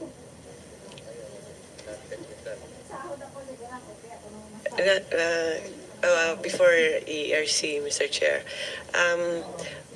I'll just add to the problem of system loss, Mr. Chair. There's also tax on top of the system loss also. Yun na nga, only in the Philippines. Yes, sir. May system loss ka na, pagkatapos yung system loss meron pang tax. Hindi ko maintindihan talaga yun. How can you tax something that does not exist? Yes, Mr. Chair. And on the system loss, there has to be a balance. I think Chair Nino can explain better. Because the lower your system loss is, it might be also costly sa DU. So I leave to Chair Nino, sir. Yes, Mr. Chair. Insofar as system loss, dahil natural yung ibang component ng system loss, talagang hindi maiiwasan. But it can be minimized. And to minimize it, kinakailangan din na mag-introduce ng capital expenditures ang distribution utilities or kaya pababain yung kanyang pilferages. So may katumbas yun. So kakailanganin lang na balansehin po. Yung balancing kasi ang problema, Chair, dahil sa katulad nga niyang pilferates, nangyayari naman talaga ito, lalo na sa Valenzuela at sa Caloocan. Hindi mo narinig, Mr. Chair, Buti na lang hindi mo narinig. Itong mga pilferates sa electricity, sabi ko marami yan ako sa Valenzuela at sa Caloocan, Hindi ko lang malaman ang alin yung mas, Hindi to kontrolado ng distribution utility. Talagang maraming nagnanakaw ng kuryente. Kaya lang, para ipasa natin doon sa pangkalahatang consumers naman, wala namang kinalaman sa... Siguro, kung ipasa mo doon sa nagnakaw, okay lang yon. Pero yung wala namang kinalaman sa pagnanakaw, pero nakasama sa pagbabayad niya ng kuryente, yung ninakaw ng kapitbahay niya. This is something that is very, very inequitable. Kaya, sa pagbabalanse natin, sino ba yung pinoproteksyonan natin? Yung gumagawa ng kuryente o yung gumagamit ng kuryente? That's the balancing factor, Sabi kasi ng Supreme Court decision dito, any expense charged to a consumer by a distribution utility that did not relate to his benefit is inequitable and unjustified. So pilferates, ninakaw ng kapitbahay niya, it did not inure to his benefit. Bakit niya babayaran? So, ito yung pinaka-problema And let's talk about, mag-umpisa tayo para maunawaan nating lahat. Kayo po, ERC and NEA, interested kayo doon sa mga electric cooperatives doon sa Uniform Reportorial Requirements or URR. Tama? Opo, tama po. Meron tayong pinatutupad na Yung pong distribution utility, nung bumili siya sa power producer, X amount, at nung makolekta niya, X amount, meron diferensya Di ba? Tama po yun. So bumili siya sa supplier, nung singilin niya yung binenta niya, hindi niya ma-maximize yung... Yun ang... Technically, yun ang system loss. Tama? Tama. Yun po yung konsepto natin ng system loss, yung difference ng kilowatt hours na sinupply ng mga suppliers ng isang distribution utility at saka yung kilowatt hours naman na naibenta ng distribution Kaya utility. nga, so ano po yun? Nasaan po yung problema? Maaaring nangolekta. Hindi niya nakolekta ng tama. Maaaring yung iba, binulsa niya siguro. Pangkaraniwan, ganun po So, yung technical side po nito, sabi ng Meralco, for example, meron po talagang this is natural in this commodity. Tumaas ang voltahe, di ba? Umusok, may nawala. Siguro, nabalatan ng kuryente, lumabas ang kuryente. Sa layo mula doon sa generation to transmission, hanggang doon sa kahuli-huli ang bahay na sinuplayan mo, depende sa layo, di ba? O, yun ang technical. Kaya lang, sabi ko, pinipilit ko nga, bago ka naman nagpasya na gumawa ng kuryente, alam mo na ito Di ba? Halimbawa, ikaw ang may-ari ng Meralco, Mr. Chair. Nung ginawa mo yung Meralco, pati yung iyong mga shareholders, alam nila na meron po kayong risk dito. Meron kayo talagang technical loss. Hindi nyo naman pinag-usapan, hindi, ipapasa natin sa Hindi po na-recognize na ninyo from the time you decided to go into this venture, alam nyo na meron kayong technical loss. Yun ang punto. May mawawala at mawawala. Di po ba? Yung pong ating mga distribution utility kasi, Sumagot ka muna. may mawawala at may Yun. mawawala. Pero alam nyo po yun. Opo. Ngayon, nung alam po ninyo yun, bago kayo magpasya na gumawa ng kuryente, sa akin, these are calculated element of risks associated with business.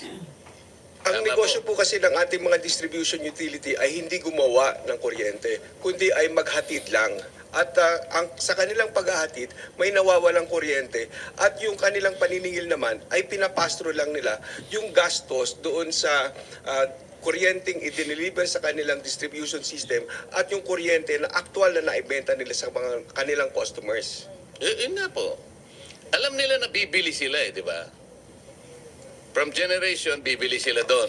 Tapos yung transmission, dadalhin sa kanya at siya naman ang magdadala sa household.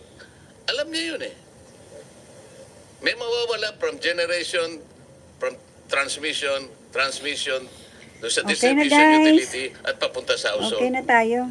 Mamaya Sa pa lahat ito ng matapos. dinaanan po ng kuryente na yun, alam niya na may mawawala. Sunod naman na Opo, kaya nga po hearing. binabawi yun doon sa power cost Bye. niya. Thanks for Dahil nga yung watching.